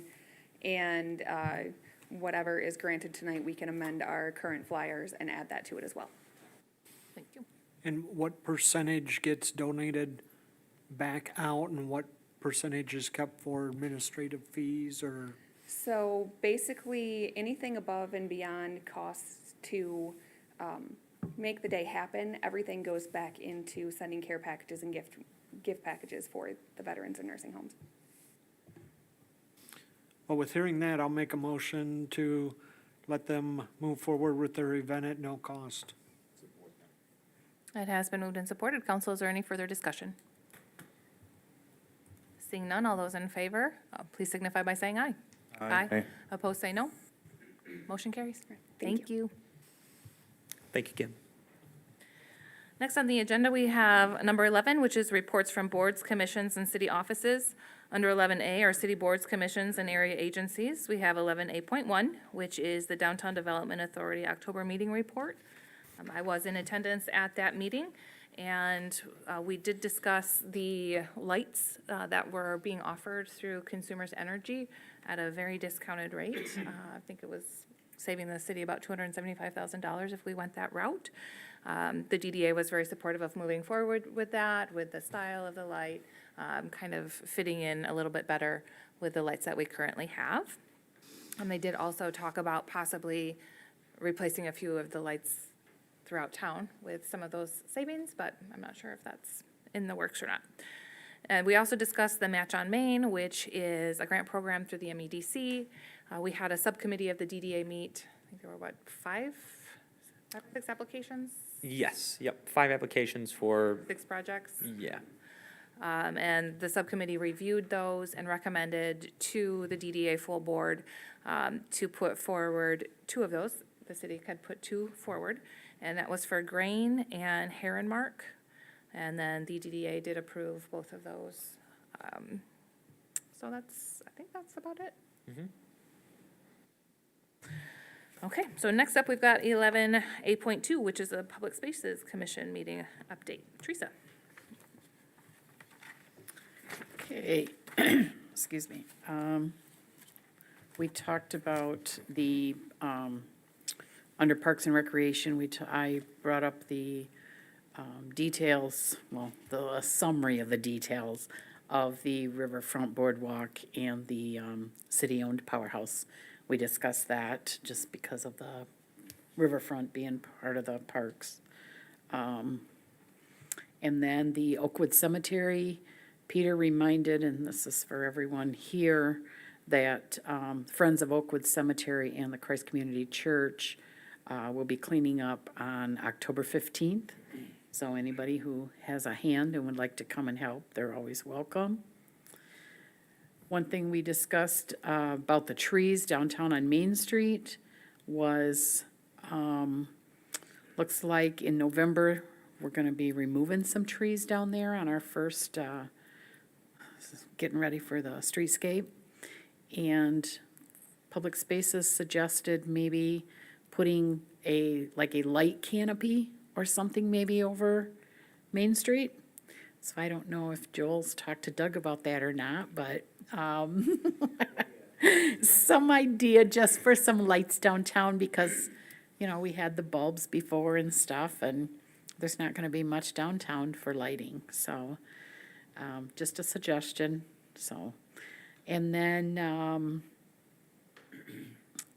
let's see, the infrastructure, Parker presented the lights for that to Public Spaces. And I think that was well received, if I remember correctly. It was, yeah. Yeah, yep, so. And then Peter Savage reminded the group of the upcoming grand opening of the Armitrout Milbacher Preserve on Saturday, October 15th, which already passed. As Mayor said, that was a success. Anything else, Parker, that I left out? Because I forgot my personal notes. So. No, I think you covered it well. Okay, good. All right, so that's it. I will just add, if I could real quickly, that DDA did talk about the trees. That was the other thing that did come up. Because during that discussion with the lights, the removal of the trees along Locust and Brady and Hubbard was discussed. And most of the members of the DDA are downtown business owners, and they were all very much looking forward to the day that that was going to occur. And some of them own businesses on Trowbridge, and they had mentioned that they wished it would come over here as well. But so yeah, that had come up at DDA too. But next we've got 11A.3, which is the Planning Commission October meeting update. And I will report on that as well. We discussed the master plan. That was pretty much our only agenda item. And all the commission members gave input on things that they liked, that they would like to see maybe updated or changed a little bit. And then the final draft, we should be seeing at one of our November meetings. Jason Deary from PCI was taking all of our input, going back, making those changes. We'll bring it forward to planning, and then it will need to go out for like a public viewing or a public comment period. And then hopefully we will have that to approve at the city council level beginning of next year, I believe is what we had said. So moving along with that.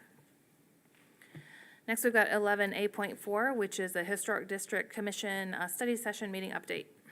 Dave, from October 17th. Yeah, the committee met to review the public forums that were held on October 4th and October 6th. We reviewed notes from those meetings, and we talked about options for moving forward that we'll be discussing at a meeting, I believe it's the first Tuesday in November. And that'll be another special meeting that we'll have just to discuss that prior to our regular business meeting the first Monday in November. So the group's meeting outside of the regular meeting times to try to work through this, but we're feeling good about progress that we're making. We also discussed the streetlights. There was the charge from council at the last council meeting to look at the historical accuracy of those streetlights. We reviewed several photos. The chair was taking minutes, so I'd invite you to read his summary. I think it actually does a pretty good job Summarizing the discussion, one of the challenges we had was we didn't have pictures of what the streetlights would be available during the meeting, so that kind of limited what we could assess. When we looked at pictures, there really weren't many streetlights in downtown Allegan. Definitely during the time period that council was looking at from like 1880s to 1920s, I think is what we had talked about. We couldn't find evidence of streetlights, definitely no electric streetlights, but streetlights in general weren't around then. We did find 2 lamp posts that were outside of the old city hall that were very decorative, all white lamp posts, big frosted glass tops. That was the earliest evidence. Most of the lamp posts that we see around town were probably installed in the 70s, which kind of just gets on the edge of what would be historically relevant. So overall, the feedback from the HDC was that there's nothing that we can recommend to align to at this time, and we weren't able to make an assessment about the proposals. So we did want to, the advice was not to give a false sense of history, and that's guidance from the Secretary of Interior standards. Interior Standard number 4 is recommends not to create a false sense of history. So that's the most advice we could give at this time. Thanks, Dave. And I will say, I thought that just going off the special meetings that the HGC had, I went to the Thursday meeting, and it was very well attended. I'm not sure how Tuesday was. I think Teresa was at that one. Very good, too. Yeah, so I think that was wonderful that that was opened up to the public and everybody was able to get feedback, so great job. Next, we've got 11B, which is our finance department. 11B.1 is a request to approve accounts payable and payroll. Teresa. Accounts payable was in the amount of $404,073.78. Payroll in the amount of $158,909.25. The total disbursement was $562,983.03. I make a motion to approve. Support. It has been moved and supported. Council, were there any questions about accounts payable and payroll, or any discussion? Okay, seeing none, all those in favor, please signify by saying aye. Aye. Opposed, say no. Motion carries. And next, we have 11C, which is Police Department, and under 11C.1, we have a request to approve the Life EMS contract. I'm going to go ahead and start with a staff report, and then I see a representative from Life EMS is here as well. Sure. You will recall at our last council meeting on October 11th, you were given a presentation in regards to the contract renewal with Life EMS. To note, this new contract proposes a subsidy increase of 10%. You had some time at that meeting to hear that presentation, and then it was also included in this meeting's packet. So hopefully there's been ample time for review, but if you have any further questions, we've got representation to answer that. And sir, did you have anything that you would like to add? I'll invite you on up. The only thing I just wanted to add was just to make sure that I had distributed to Mr. Dye, he'd requested a performance report, and I just didn't know if the council members had received that. Yes, it was Okay, in, I think it otherwise, was. no other additional information from us at this time. Okay. And Mike, I believe you had mentioned that you had attended a meeting, is that correct? I did. I had some questions for them. They answered them and clarified quite a bit of things. The report that we got at that time, it showed some response times for their different status of calls, and I mean, they do a lot in the community, and they're not making tons of money, and so this is really needed to keep them around. So if it's proper, I'd like to make that motion. Absolutely. Support. It has been moved and supported. Is there any further discussion? All those in favor of approving the Life EMS contract, please signify by saying aye. Aye. Aye. Opposed, say no. Motion carries. Thank you. Thank you for being council here. members. Next, we have 11C.2, which is a request to authorize a purchase order for Sumner Plumbing for emergency repairs to the police department's water heater in the amount of $4,500. Parker. Yeah, pretty self-explanatory. The water heater that is original to the police department. It was installed in 1999, recently gave out. And so, in an effort to get that corrected, the police department reached out to Sumner Plumbing, after quickly running it by City Hall, to make sure that the funding was available for it, and it was. This is just a request to authorize that emergency purchase at the city council level. What size water heater is this? That I don't know. Do you know, Tracy? So we have not gotten the information from Jay or Sumner Plumbing at this time. I had requested that from Jay, and he's at a training or something till Wednesday. So the only thing we received was the report, so I don't have any details on the water heater. Just seems about twice what we're paying now in an apartment to get that changed out, so there's quite It's a bit of. probably a commercial unit, I would think, so it's probably bigger capacity. Yeah, about 800 gallons. I'm done. That's huge. Yeah, if it's at a, that price. if it's a very large gallon water heater, I could buy into that. That's still too much. But I'm not seeing the police department running a certified kitchen or anything other than some hand washing in the bathroom and a little bit of, They have showers? I think they have showers there. They have showers for the workout boys. Yeah. That's what I was wondering, because I'm like, if they didn't have showers, it doesn't make much sense for an emergency to say it's an emergency and it needs to be done right away. They have a women's and a men's Bathroom? shower. Yeah, it would be the shower isn't available, but it's not an emergency, I don't think, to say we don't have showers. It's not something that every workplace provides as a shower. As far as washing hands, needing hot water, go to England, sometimes they don't have any hot water anywhere, so I don't see it as being an emergency, and that's where I kind of don't like that note at the bottom that it was an emergency. I don't really find it that way. I would say we need to keep our buildings up and running it the way. You shut it off, isolate it. And- It's not an emergency, that's what I'm saying, is emergency? No. Right. But This was just hot water, it wasn't wasn't water. totally yeah. out of water. I think 4,500's a little, 4,500 is a big I- number I- for a yeah. hot water heater. but I don't know what our choices are now. Yeah. Not much. So when you get the final, I guess, from Sumner and them, just advise us of it so that we can at least review it and see if it makes sense. I don't think this is a thing that we're voting on. It doesn't say, We have to approve it. We have yeah. to authorize the purchase order. it's technically under the cap anyways. Yeah, isn't it 5,000 for? Correct. We can still do the approval. I'll make a motion to approve. Doug or Doug, is Um, any of this something that the city's able to do a changeover on? The plumbing like that, I mean, we do more stuff outside the building than inside the building. I'm not sure if Todd, our facilities maintenance, was involved in this. I don't recall hearing anything from him. I don't see anything in his notes, that he worked on this or set this up.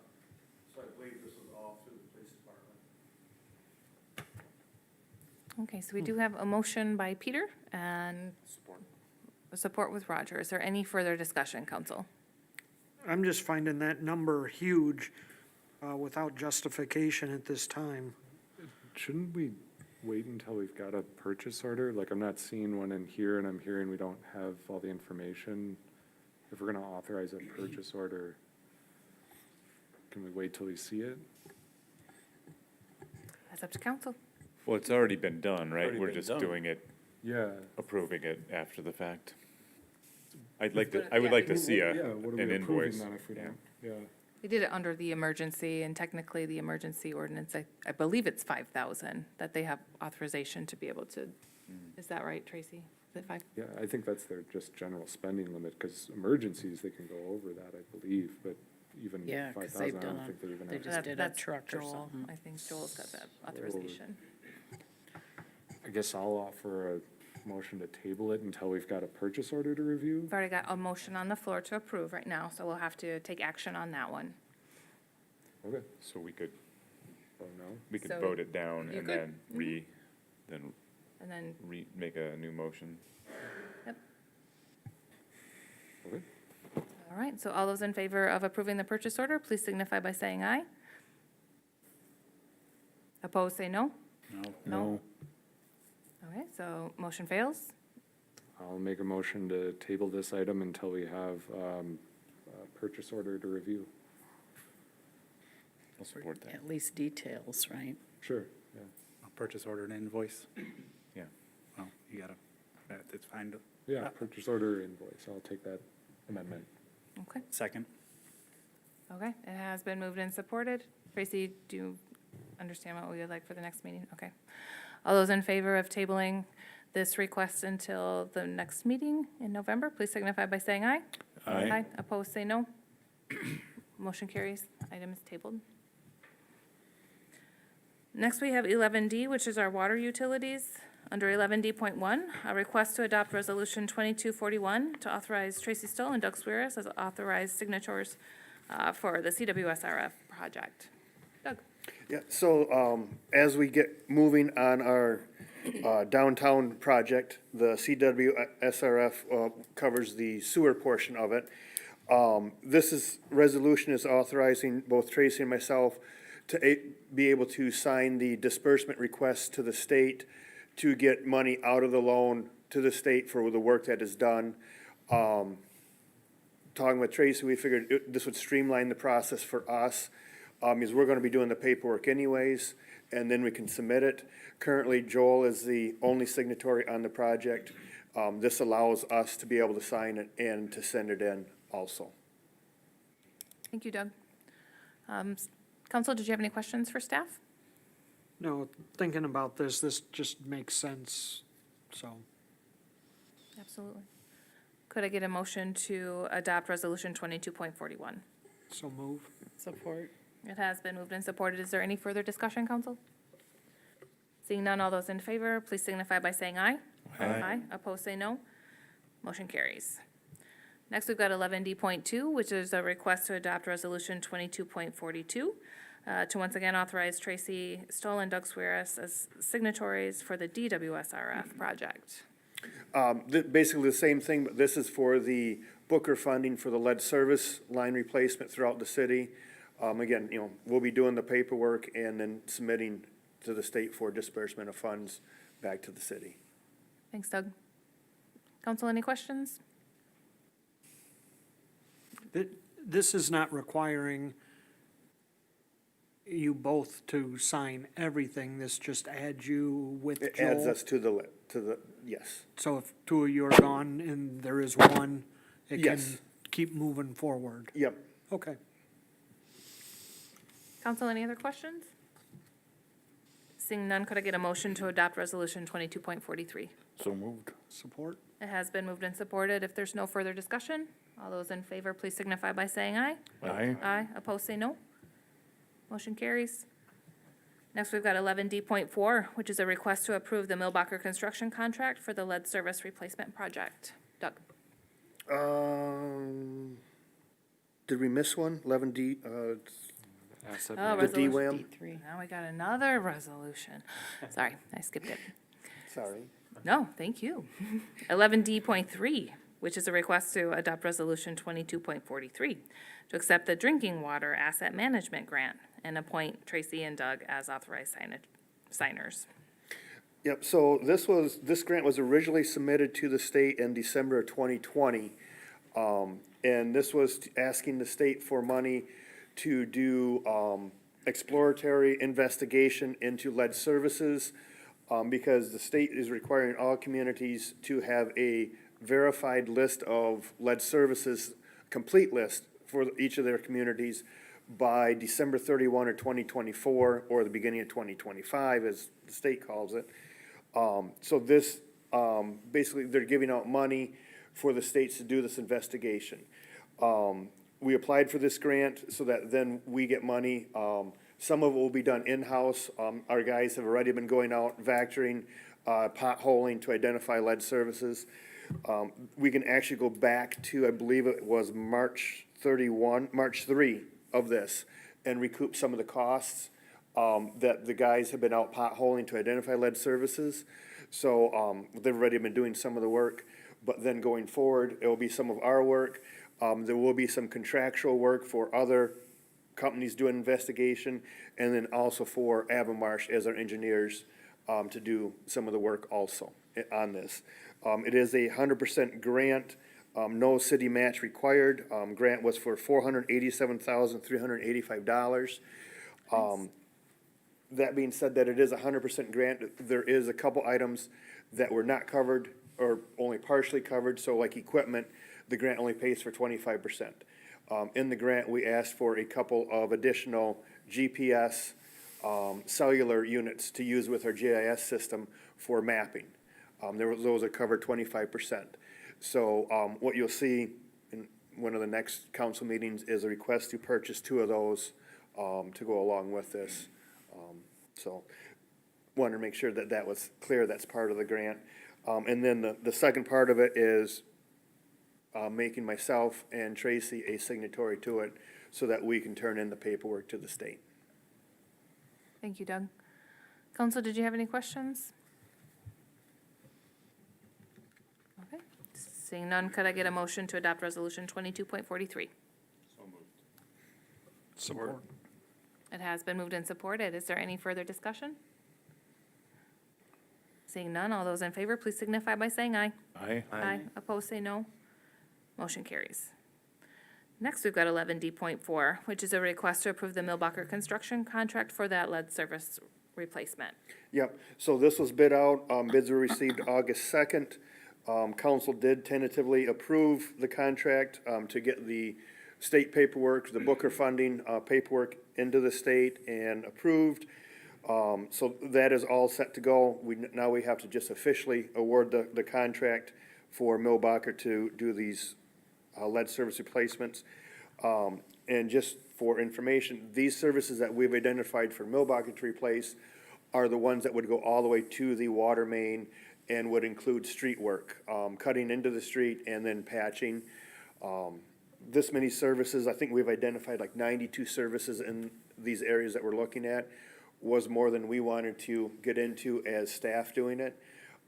We've identified several hundred that staff will be doing over the next couple of years, along with for the Booker funding. Those are all from the water main outside of the roadway, in the right-of-way. Or I'm sorry, not from the water main, but from the curb stop in the right-of-way into the residence.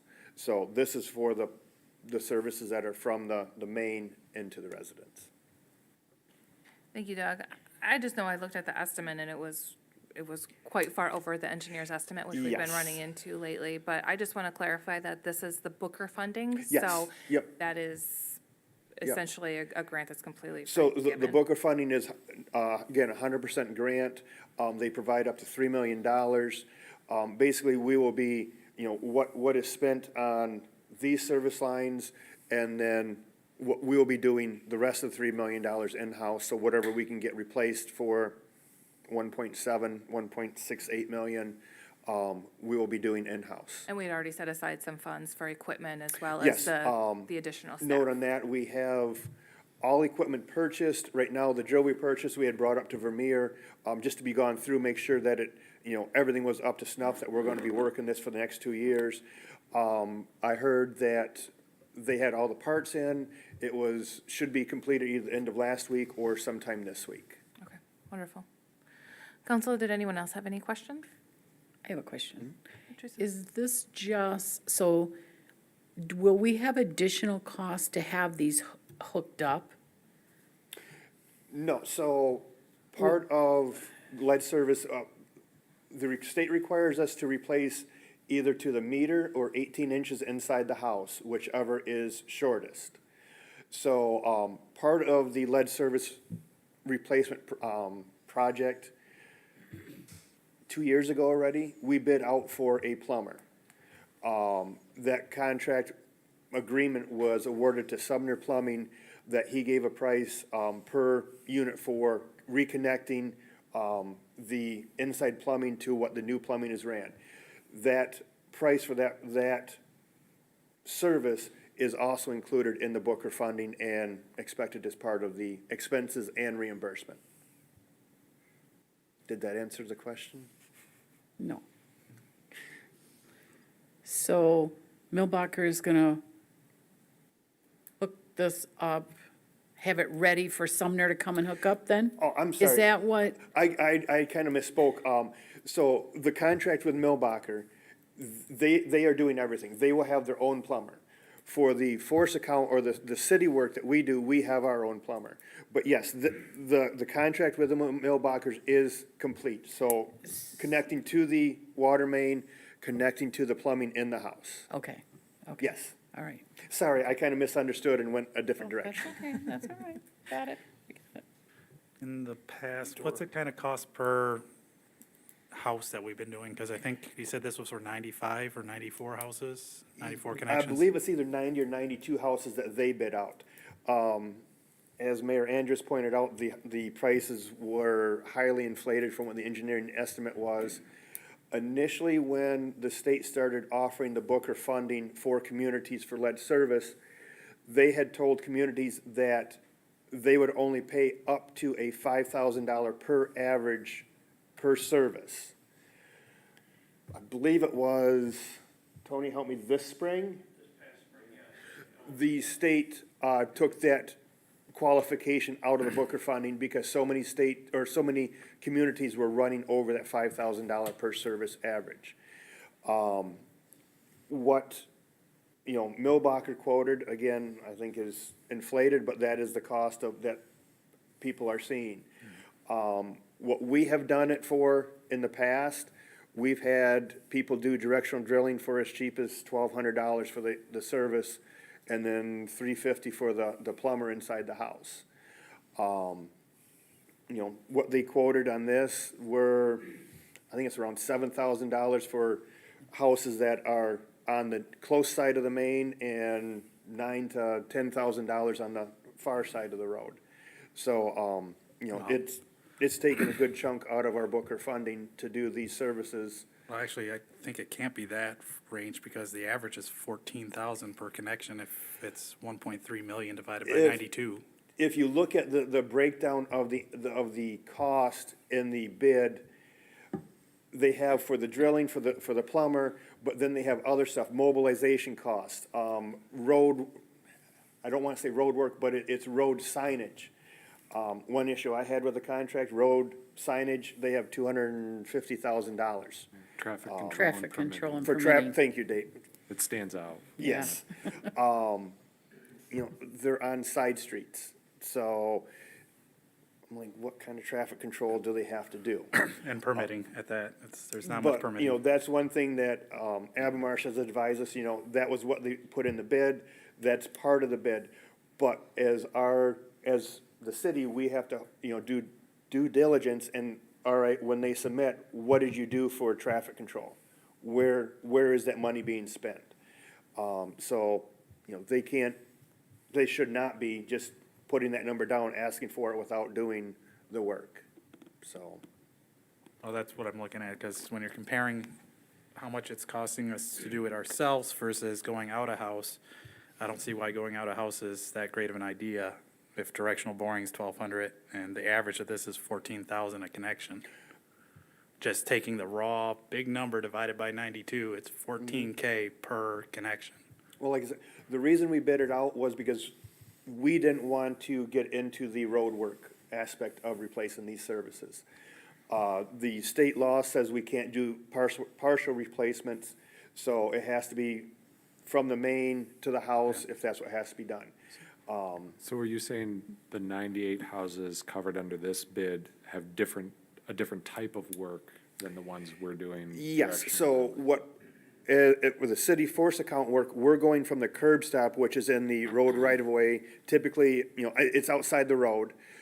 Those are services that have already had a new water main run down the road, and the portion from the water main to that curb stop have already been replaced with copper.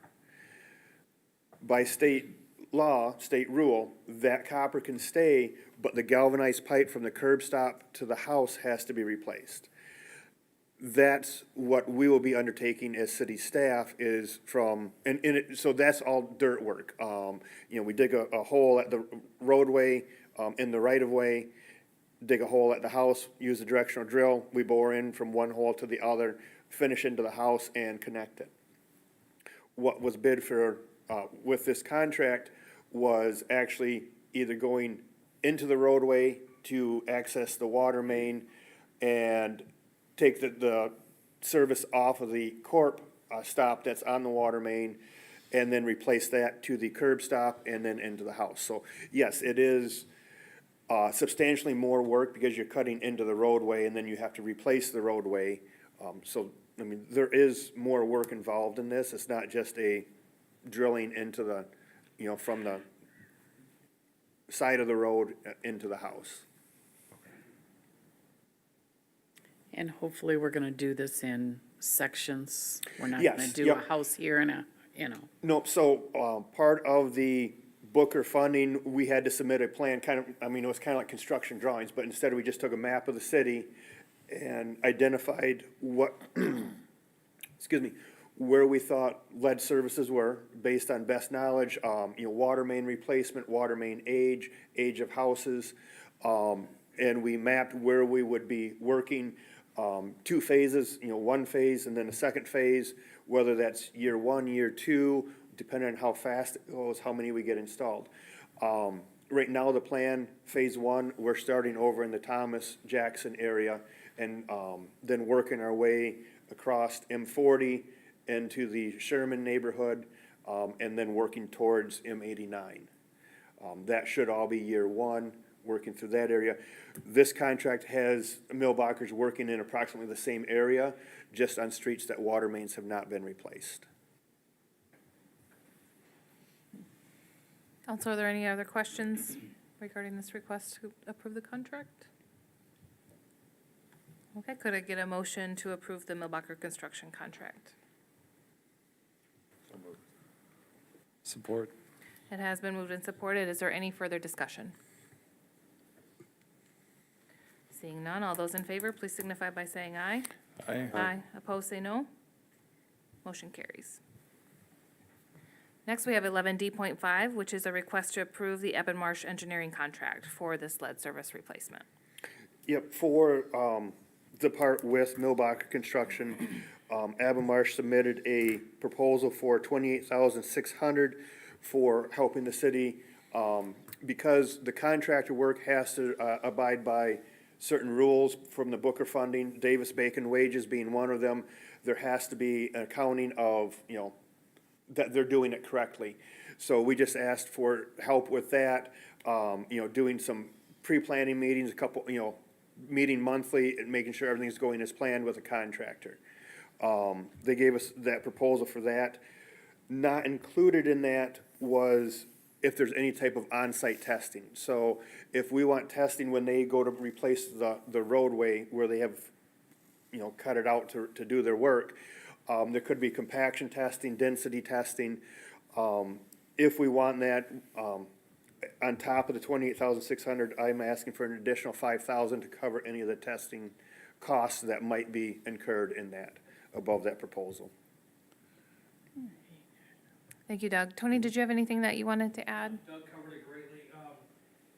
On the prices you were asking about $8,500 is the average received for a service control replacement about 3-4 years ago, once the Booker funds hit the market. So much work in this area. The average we're seeing now is between $12,000 and $15,000. That's in Grand Haven here, New Buffalo, Ben Harbor, St. Joe. So the pricing you're seeing is the pricing we're seeing across the state right now, regardless if it's one of our projects or somebody else. But with this contract with you guys, Tony, you kind of are watching and We're just looking following- through, okay. Yeah, the city staff will be supporting along the way, just make sure everything's going, make sure they have all the resources they need. Yeah, we figured, we're gonna have staff out there, whether myself or Sean, our distribution manager, one of us will be out there, I won't say constantly, but daily, seeing our crew, we'll be checking on Millbacher also at the same time, so. Thank you. Council, were there any questions for Doug or for Tony? Just to be clear, is there a need for testing for these lead service replacements? On the lead services, right now, the way I understand it, no. What I've been informed by from Marsh is that in Benton Harbor, they're requiring certain testing. I have not seen that in the regulations. Flow testing, flushing. Right now, the only testing I know of is if there's a partial replacement, then that house has to be tested within 24 hours. But we don't plan on partial replacements, we plan on whole replacements. So, the testing would be for restoration of the roadway would be the primary, area of testing. Were there any other questions, council? No? Okay, seeing none, could I get a motion to approve the engineering contract? So moved. It has been moved and supported. Any further discussion? Seeing none, all those in favor, please signify by saying aye. Aye. Aye. Opposed, say no. Motion carries. Thank Doug, you you. can take a breath now and sit down. Thank you. It was a long one. That was a long one. Thank you. Next, we have 11E, which is Public Works. Not quite as long, but. Not quite as long. Doug, under 11E.1, we have a request to approve the Millbacher construction contract for the downtown streetscape. The bids for the streetscape were opened back in August. The council tentatively awarded it. What we're asking tonight is that you award it formally in the base bid only, not the amenities. Those are bid as an extra. We're not going to award those tonight. Those will be at a future meeting. Council, I know we've seen this contract in the past. Did you have any questions? The only question I kind of have is like this pre-planning, are we planning to have meetings with the business owners that are going to be affected by this, public meetings to kind of address what the time frames are on this and when streets are going to be closed, not closed, what's going to be available so that they can plan?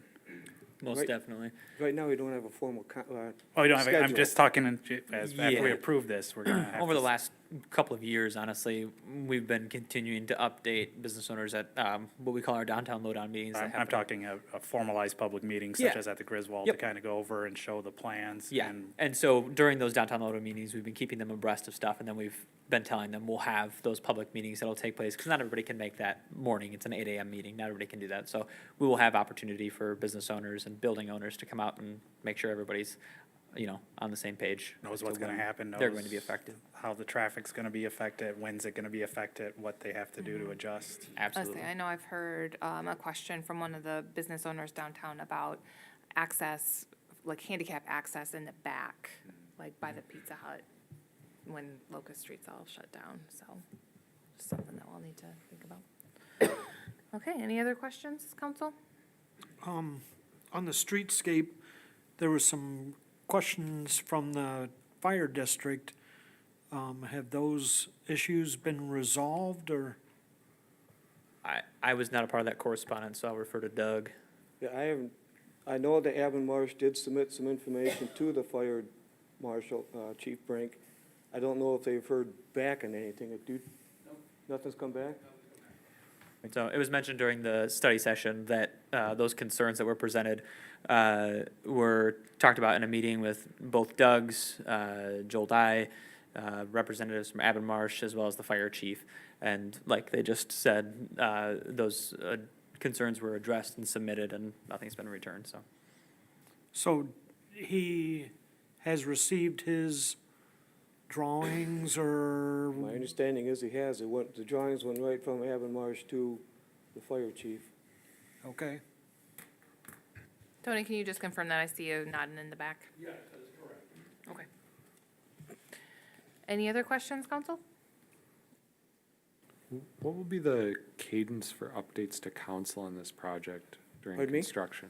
What's your plans for updating council on this project during construction? I'll let the city manager know on a regular basis during a weekly or bi-weekly report to him. We can also, are you asking for information at a certain timeline? Well, I'm thinking like this should be broken up into phases. Will we see like here's our progress in regards to what our expected timeline was, here's our spend in terms of budget, so we know early on in the project if we end up over time or over budget, in case we have to make adjustments. I think once we get the form, we haven't received the Gantt chart yet, right, the schedule? No. I think once we get that, we can keep y'all informed on it on a regular basis, whether it's once a month, once every other week, whatever it is. Compare where they expect it to be to where they're at. We're gonna have, regular on-site progress meetings as well between the engineer, contractor, and the city. Okay. I have something. So I'm sitting here thinking, did we ever really approve a final design of this? Because we talked about the financial part of it, possibly eliminating some bump outs and some of the fancier stuff besides just the furniture. Doug just mentioned, in in Milbacher's contract that they submitted, they had like an amenity section. And this we would be approving without any of those added amenities. But we saw the final design. from Here what I at council, we understand. did? I mean, what they had submitted and bid on. Yeah. In the bid package, there was design, so that's what they bid it on. I don't know if there's been any adjustments since then.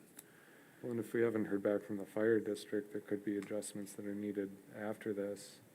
I know there was a good amount of contingency funding that we discussed, because the final numbers we were looking at were closer to 10 million.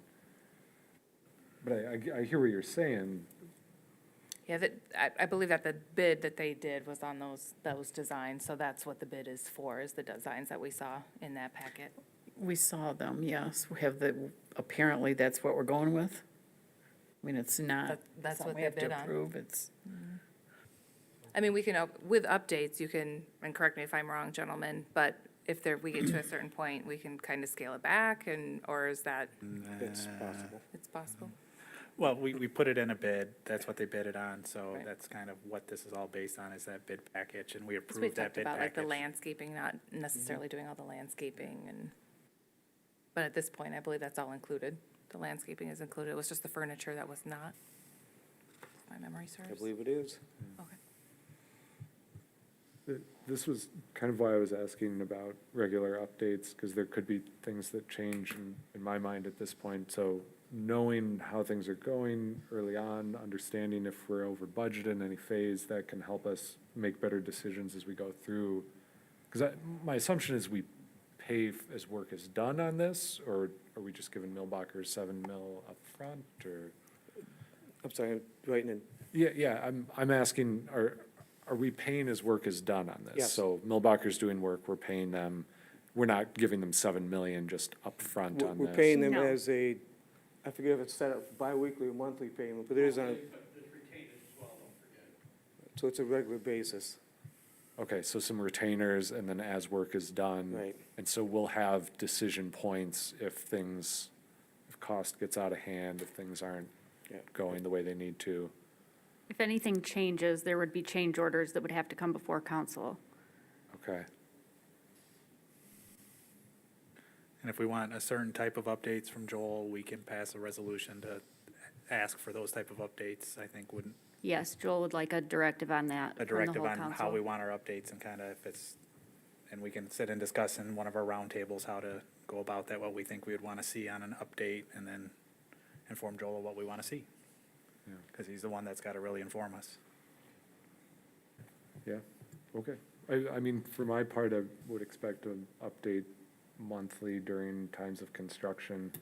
I think back to the Iron Bridge where it was like we got so far into it and then it was like, okay, now we've got this all torn apart and we need another, what was it, 250,000 or something, and yeah, and then, oh, well, I guess we have to do it.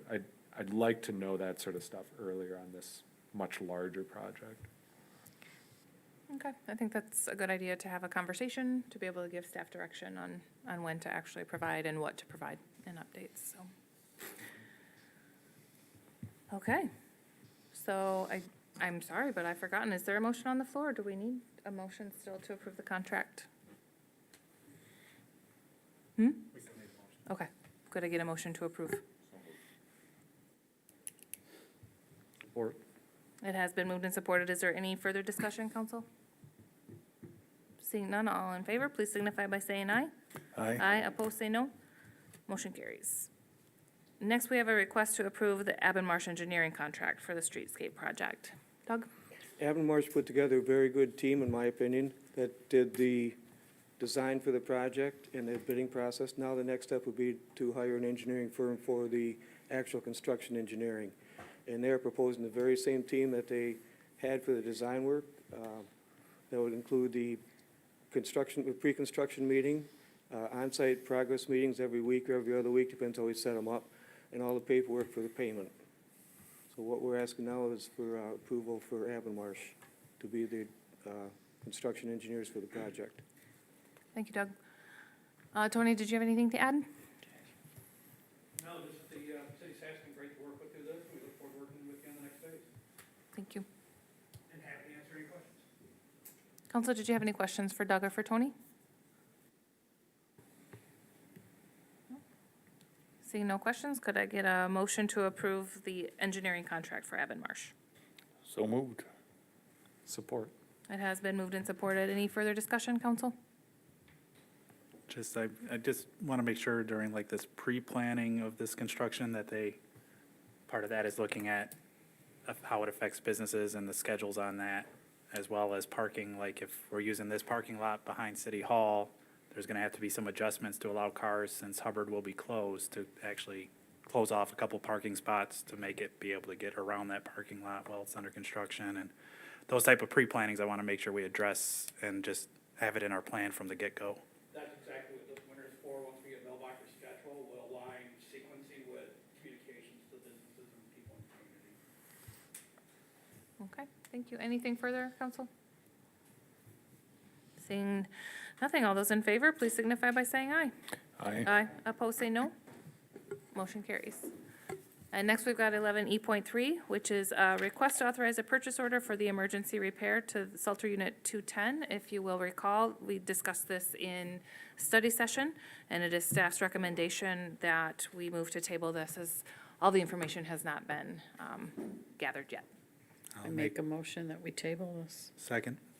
It has been moved and supported. Any further discussion, council?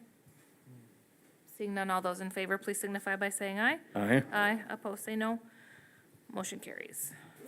Next, we got 11F, which is city manager and city clerk. Under 11F.1, we have a request to approve a purchase order for accurate cleaning services for cleaning City Hall in the amount of $13,000.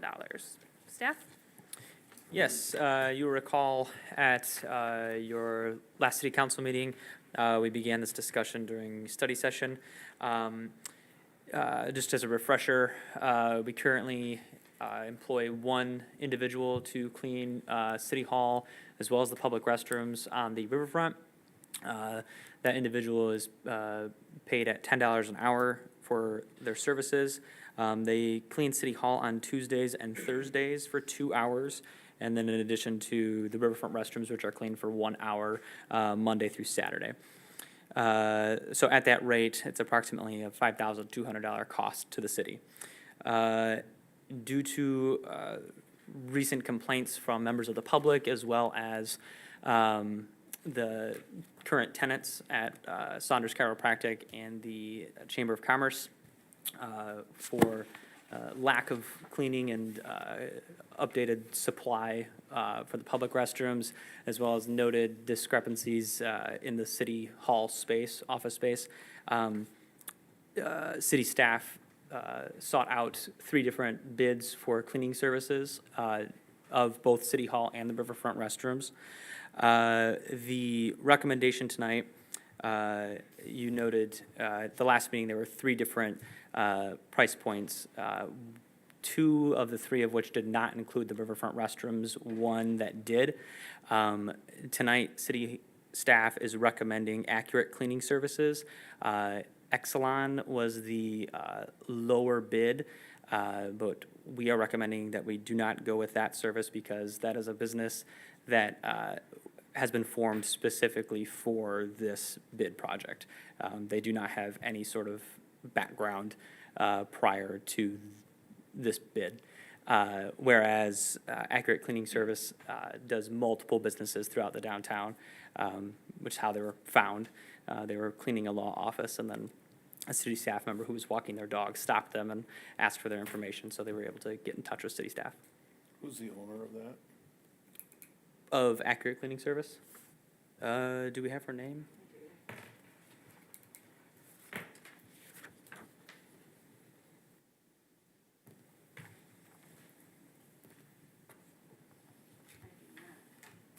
We do not have her name. just says accurate cleaning services.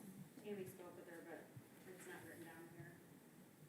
Yeah, the staff member who initially met her while she was cleaning a downtown business is not here tonight, and then the staff member who's been putting together the bid proposals is not here tonight either. So none of the three of us have had communications. Do we have their insurance certificate? Do we know if they're insured? We do. I do not have a copy yet until we actually get the contract with them where I won't request that from anyone. But they are insured. We've made sure of that. Okay, and then the next one I have is, once we go to a contract service, how do we plan on having control over the contract service rather than direct employ? Because we have, of course, less control capabilities under contract than we do under direct employ.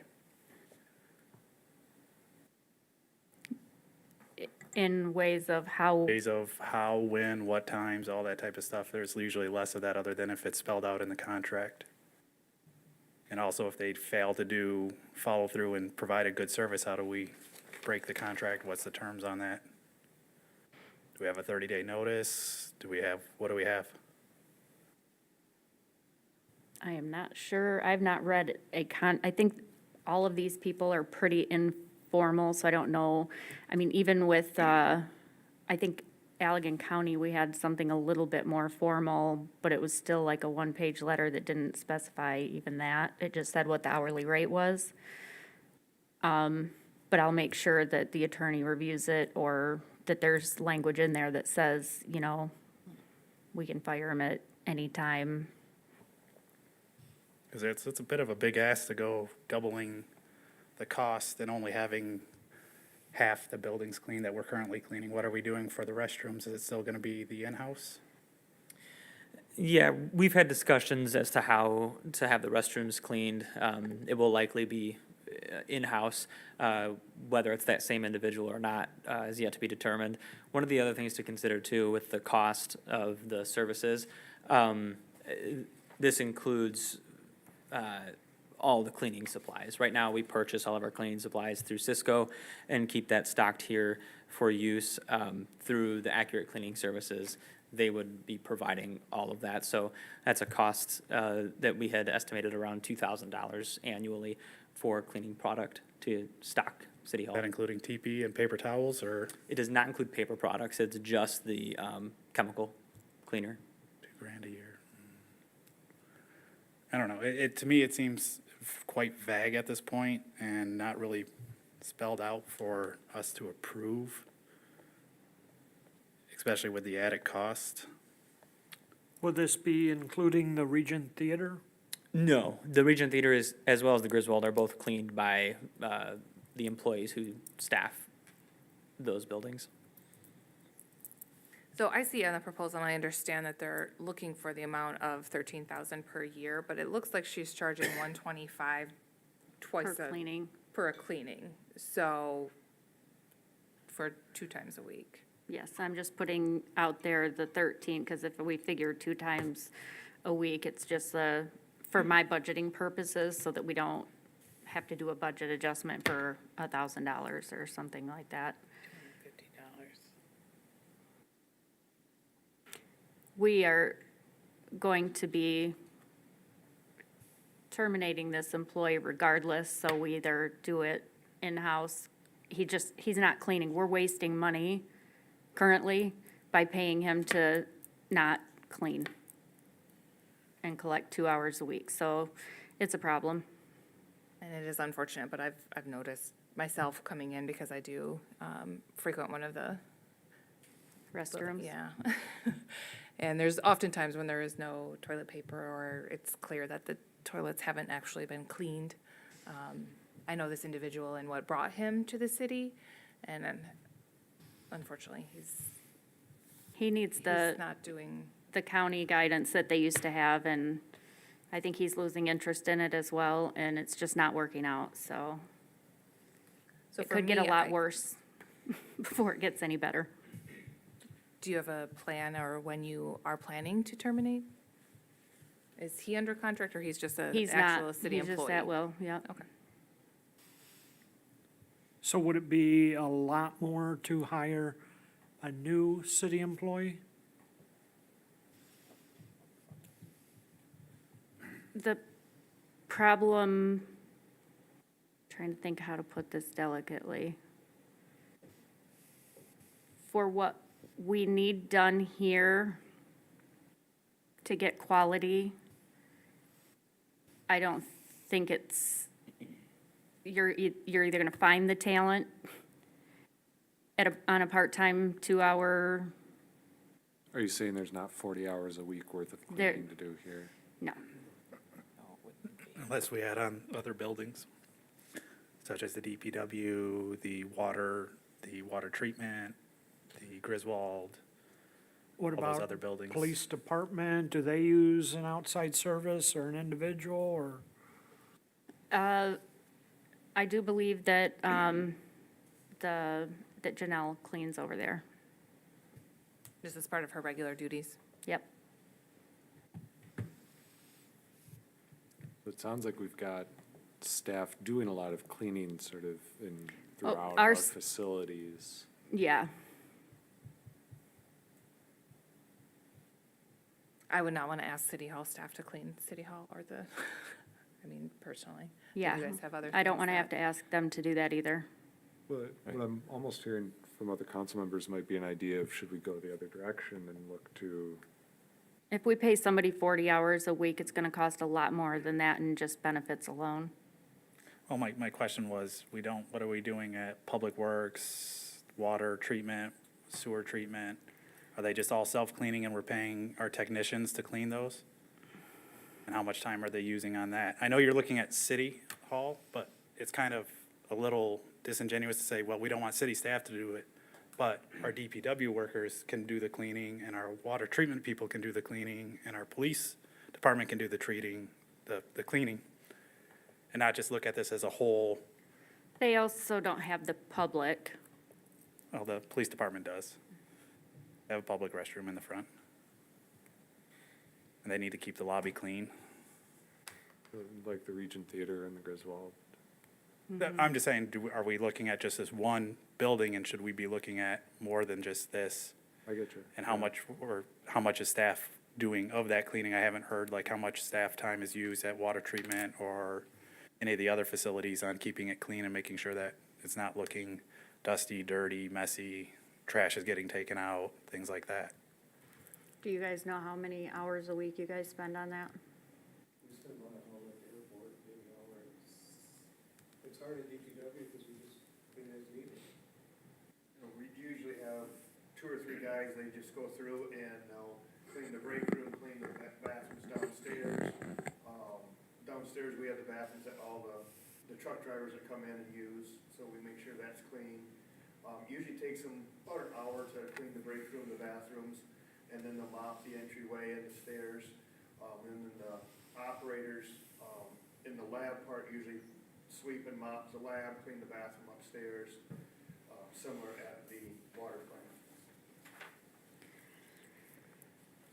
So it sounds like maybe this should be investigated just a little bit more than just awarding this contract to do a little bit of it. That's up to council. So are there any further questions of staff regarding the request? If not, then I will entertain a motion to approve the purchase order for accurate cleaning. Can I just add that this estimate here includes dusting that stuff up there, doing the windows, the cabinets.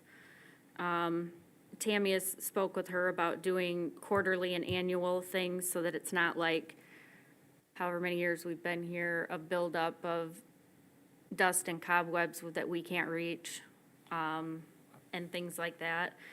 They're washing the cabinets, the handrails, washing the sink, the refrigerators, the microwaves, the, mirrors, these windows. on the Their service is inside. not currently provided with the staff you have Yeah, now. correct? no. So I'm Support the hearing that motion. you don't have 40 hours for somebody, but yet something has been, It's on this is on a cycle. Right now, the only thing that's being done is some vacuuming. He's supposed to be cleaning the bathrooms, making sure that there's paper towel, toilet paper, things of that nature. He's not doing any of the windows. He's vacuuming and mopping, and he's supposed to clean the bathrooms. He does nothing else. So I will make the motion to approve the purchase order for Accurate Cleaning, and I think Support. Dave is supporting. Is there any discussion? We've got a motion on the floor. I think, Go ahead. I was just still concerned about, they're saying they're gonna do these things, who's gonna be making sure they do them?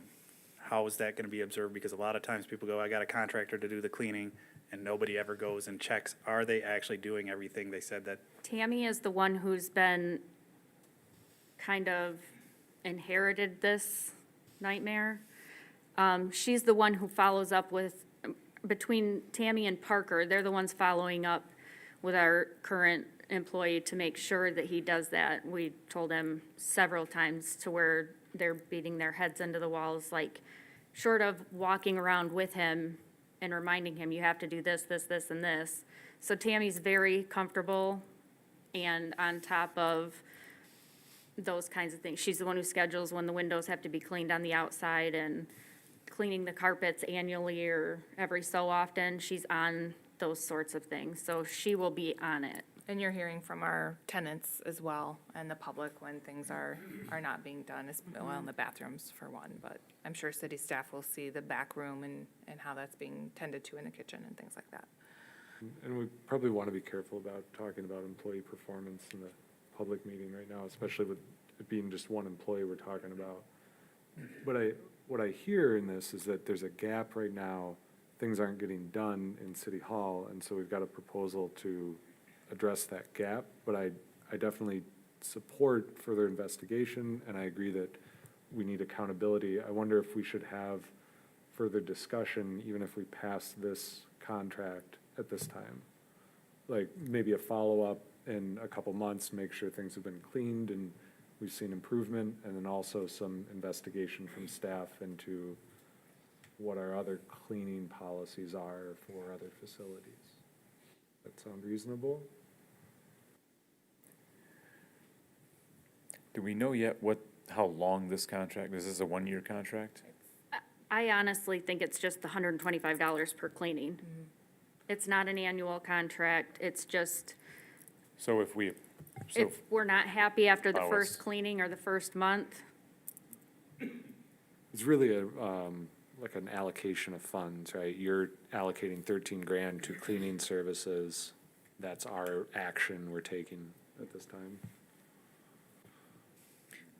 yeah, that's gonna be the biggest part, is because it's not completely budgeted. I mean, we've got budgets for supplies that we won't have to purchase now, and then we've got budget for the payroll that we pay out right now.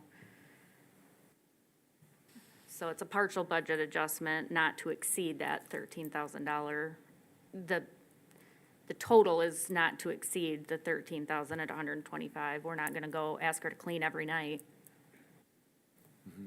So Teresa, I I heard know this was, I'm sorry. No, I heard you ask. I know it was asked, do we have a plan for the riverfront bathrooms then? I'm following up with, and I thought Tammy had given me that, because we had only gotten one the last time, and I know Tammy's been in contact with them to follow up about what they would want to do for, or, what price they would want per cleaning down there, and I The haven't gotten same. that back yet, so I just figured we'd separate it out. Okay. This same accurate cleaning is Yes. gonna be, okay. We just figured that would simplify it, and Okay, so is there any further discussion before we take a vote? it just doesn't sound like it's in place yet to me, so do what you need. Okay, all those in favor of the purchase order for Accurate Cleaning, please signify by saying aye. Aye. I'm not sure. And those opposed? Nay. Nay. Could we get a roll call? I'm sorry, I didn't hear down here who had what. Councilmember Oh, Zeter, this was all. I am a no. Councilmember Hands, No. Councilmember Byrd, Yes. Councilmember Redding, Yes. Councilmember Morgan, Yes. Mayor Pro Tem Galloway, Yes. and Mayor Andrus. Yes. Okay, that's Sorry, I 5 to just 2. did not hear. Okay. Motion carries.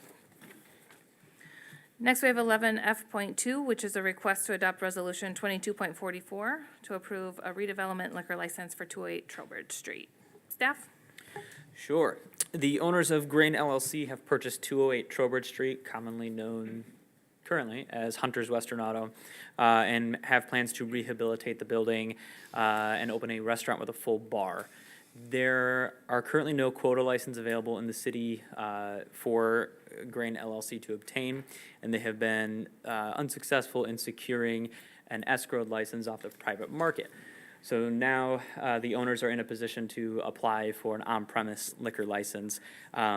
There's a certain list of criteria that has to be met. That criteria was included in your packet, and Grain LLC meets those conditions to garner your support tonight for a liquor license. Thank you, Parker. Council, are there any questions at all?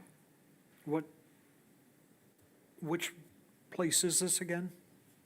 Hunter's Western Hunters? Auto is the property as it's currently known, and Grain LLC, they are the current owners of Food Motivated, the kitchen that operates inside of Tantric Brewing Company. I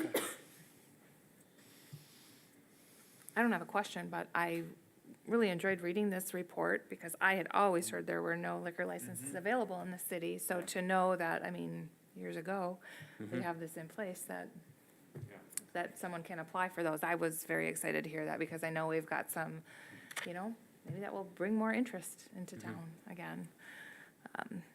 Is that something that they get for a while, but then they look for a license to buy outright, or we just lose the opportunity after this one? Sounds like they looked on the market and there wasn't one available for purchase. So they're gonna go through the state application process if, Yeah, yep. If council so approves, they'll have this liquor license now that'll stay with that, I don't know if it's that address or that business. But, and then, like Delora was saying, Mayor Andrus was saying, that through this resolution, the Downtown Development Authority boundary is already in a place where for every $200,000 invested within that redevelopment boundary, licenses are available for future restaurants. So we far exceed that 200,000 with this building alone, let alone the improvements made to the Allegan District Library, the Lumberman Lofts, and the shops at the Pennies Block. So there's millions of dollars of improvement and investments that have been made. Okay. So, answer your question, Mike? Yeah. Okay. perfect. Any other questions of staff, council? Okay. Seeing none, could I get a motion to adopt resolution 22.44? Support. It has been moved and supported. Is there any further discussion? Seeing none, all those in favor, please signify by saying aye. Aye. Aye, opposed, say no. Motion carries. Next, we got 11F.3, which is a request to approve the afternoon closure of City Hall on December 8th for a staff holiday party. And council, we talked a little bit about this or touched on it at study session. What, staff? Yes, it's an annual tradition, obviously it hasn't happened the past 2 years, actually, to host a holiday party for city employees at the Griswold. The date being proposed this year is December 8th, that is a Thursday. And what we are asking is that council approve the closure of City Hall at noon for the remainder of the day. In years past, we have closed for the lunch hour. That get-together usually extends longer than an hour, and at least one, typically two, so we have two persons in the building, end up coming back to City Hall to reopen, and they work the remainder of the day while the others get to enjoy the staff party. So this year, after a year hiatus, and then last year, we didn't gather everybody in the same space. Joel and Tracy delivered pizzas to each department last year. They were the Santa or the Grinch, if you will. So in order to kind of get back into the groove of this annual tradition, we want it to be open to everybody. So we're just requesting the closure of City Hall for the afternoon of December 8th. Thank you, Parker. My only question is this would be like noticed ahead of time? Yep, it would be similar to when we close for holidays. We'll notice it on our website, on our social media pages, and then at the entrances as well as the front window. Council, did you have any other questions for staff? Okay, seeing none, could I get a motion to approve the afternoon closure on December 8th? So moved. Support. It has been moved and supported. All those in favor? If there's no further discussion, that is, please signify by saying aye. Aye. Aye, opposed, say no. Motion carries. Next, we have agenda item 12, which is board appointments. Under 12A, we have an appointment of Dennis Bennett to the Airport Advisory Board with a term to expire December 31st of 2024. Mr. Bennett did submit an application for the Airport Advisory Board, and it is my recommendation that he be appointed to that board. I just need a motion to do that and support with council's approval. So moved. Support. Is there any discussion or questions, council? Seeing none, all those in favor, please signify by saying aye. Aye. Aye, opposed, say no. Motion carries. And next, we've got agenda item 13, which is communications from acting city manager, council, and mayor. Anything from you, Tracy? I did want to just follow up. As we were sitting here, I looked up information on the Bond Street property. It looks like that was deeded over to us in 2003. I did find the deed information that we can look up or look in the folders if you guys want that information. But 2003 is when the city inherited it. The other thing I wanted to bring up, I had texted Jay while I was sitting here, and the water heater has been installed. The other information, I know, with it being a commercial one, looking on Home Depot's website, it was $7,000 for one at Home Depot. So I don't know if that helps you guys any, and then plus whatever labor would be and materials to hook it up that aren't part of the heater. So the other thing is I wanted to thank you guys for approving the City Hall cleaning. I will make sure that we follow up and give you guys more information. Try to work with the department heads on getting the other information together so that if we can come up with a better idea, we can do that. I just don't want you guys to think I'm just doing this and then it's like for the next whatever, we're just gonna not consider options and evaluate costs and quality and things like that. So thank you for that. And the last thing I wanted to say is that thinking of Joel and his family at this point in time, and I hope that everything is going as well as it can go. And that's it for me. Thank you, Tracy, and thank you for stepping in while he has been out. Michaela, anything from you? So we're ramping up for the election. I am available during regular hours here at City Hall if anyone needs an absentee ballot, to spoil an absentee ballot, or just has general questions about voting, what's on the ballot. I can tell you general. And then you will expect to see something in the future. I have had a request from several of my election inspectors for a pay raise. So I am doing my research, seeing what other cities pay, just so that I have a comparable ask to put before council. So that should be coming up maybe at a November meeting, if not into December. Thank you, Michaela, and I know what you mean by a spoiled absentee ballot now, so thank you. Parker, anything from you? I know it was mentioned at the study session, but just a simple reminder for trick-or-treating. Again, downtown trick-or-treating is going to happen on Monday, the 31st from 3 to 5:30 or until businesses close, and then residential trick-or-treating is from 5:30 to 8 in the city limits. Thanks, Parker. Teresa, do you know if the county's opening back up for trick-or-treating, the county building? I have not heard. Okay. I was going to ask and I forgot, so I don't know. Not a problem. Mike, I will start with you. Or Doug, did you have anything before we move on? Of course. I just want to let council know that, last year you approved the water utilities entering into a agreement with Consumers Energy on a demand response program. This is where during the summertime peak usage, MISO, which is kind of beyond Consumers Energy, it covers the whole Midwest. They can call a energy demand day where they ask us, or people that have signed onto the agreement, to shed power, electrical use loading. Basically, the treatment plants would disconnect from the electrical grid and go on to generator service. We had actually had plans on the water plant that, on a day that we think that there might be a demand, that we would pump water into our tanks prior, and we might be able to just shut down without even using the generator during these response times. So that was, we approved the agreement last year. This was the first year that we were part of the program.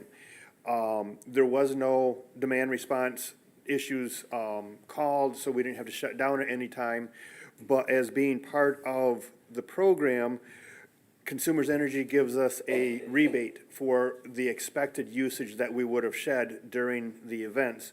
So between the water plant and the wastewater plant, the city will see a credit of $15,795 on our next Consumers Energy bill between the two plants. So just want to let council know that, this is one program that we did sign up for, that we are getting money back for. It was a 3-year agreement, so we got 2 more years, so we'll see how those 2 years go. Awesome, that was good news to end on. Thanks, Doug. Anything from other Doug? Doug K. Just a couple of updates. The traffic signal at M222 in Eastern, Strain Electric, is back working. The working hours by contract are 9 a.m. to 3 p.m. But they do expect to be complete by the end of the week, weather permitting. So we did get the area trimmed I up had in it the on my railway list to station. thank you. I noticed it yesterday when I went to pull out of there, so thank you If very much. If y'all remember, we had some trees out at the airport that are an issue.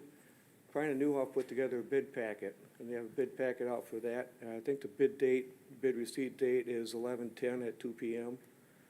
And the same date and same time, we're gonna have bid opening for the city tree removal program. We have 8 trees that we need to take out.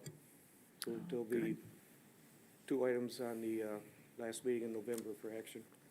Speaking of those trees, Doug, is it full removal of those trees? Because I know that was a big conversation even when I was on that Most of the airport easements board. allow us to, if we feel that a tree is dead, dying, or diseased, but there is one gentleman up there that would like some trim, so we're gonna accommodate that to the best we can. Okay. We'd like to trim it down like 10 foot below the required elevation. Otherwise, it's gonna go back in a matter of a short time. Right, and they'll only do it one time, right? MDOT will only trim once, so, okay. Otherwise, we have to take care of it, I think. We're already taking care of it. I know, we've got to now. Thank you. Thank you. Mike, anything from you this evening? No, but it's frustrating, all the people that get appointed to boards and that, nobody shows up, and I really, if I have a question, I'd like to be able to ask them, what's your qualification, what drives you to be on this board, any of that stuff, and it just seems like we give a gentleman a parcel of property for $1, he could have came and sat here for a few minutes. I mean, there's just these little things that staff, when you get these requests, please pass on that maybe you should just show up. Yeah, every special request or anything, they're always, the applicant, if you will, is always notified of when their item will be on an agenda. So we always make sure that they're aware to the best of our ability. Public engagement can be difficult. Peter, anything from you? Not a lot, just, on that board appointment, he does show up to our regular meetings, so just so you know that the person that runs the skydiving, he's out at our meetings quite often at the airport advisory already, and that's why we kind of said, hey, would you like to join? When we had an opening. Good deal. Teresa, anything from you? No, I don't think so. Unless Doug can tell me that we can lower our water rates now that you're saving $15,000. I'll figure that out for resident. One penny. Exactly, yay. No, thank you. Roger, anything from you? No, just echoing what Tracy said, thinking about Joel, and, yeah. going through a really rough time. Dave, Nothing for me, thanks. Bill, anything from you this evening? No, other than prayers and stuff for Joel and his family. Absolutely. I just want to say thank you to the DPW. They have been out multiple times already with the vacuum trucks. So that's, I would say already 2 times for me. So thank you. I think the leaves are getting close to being done, hopefully. But okay, if there's nothing further, it's 8:45. Oh, thank you. Thanks. I will adjourn at 8:45. Thank you.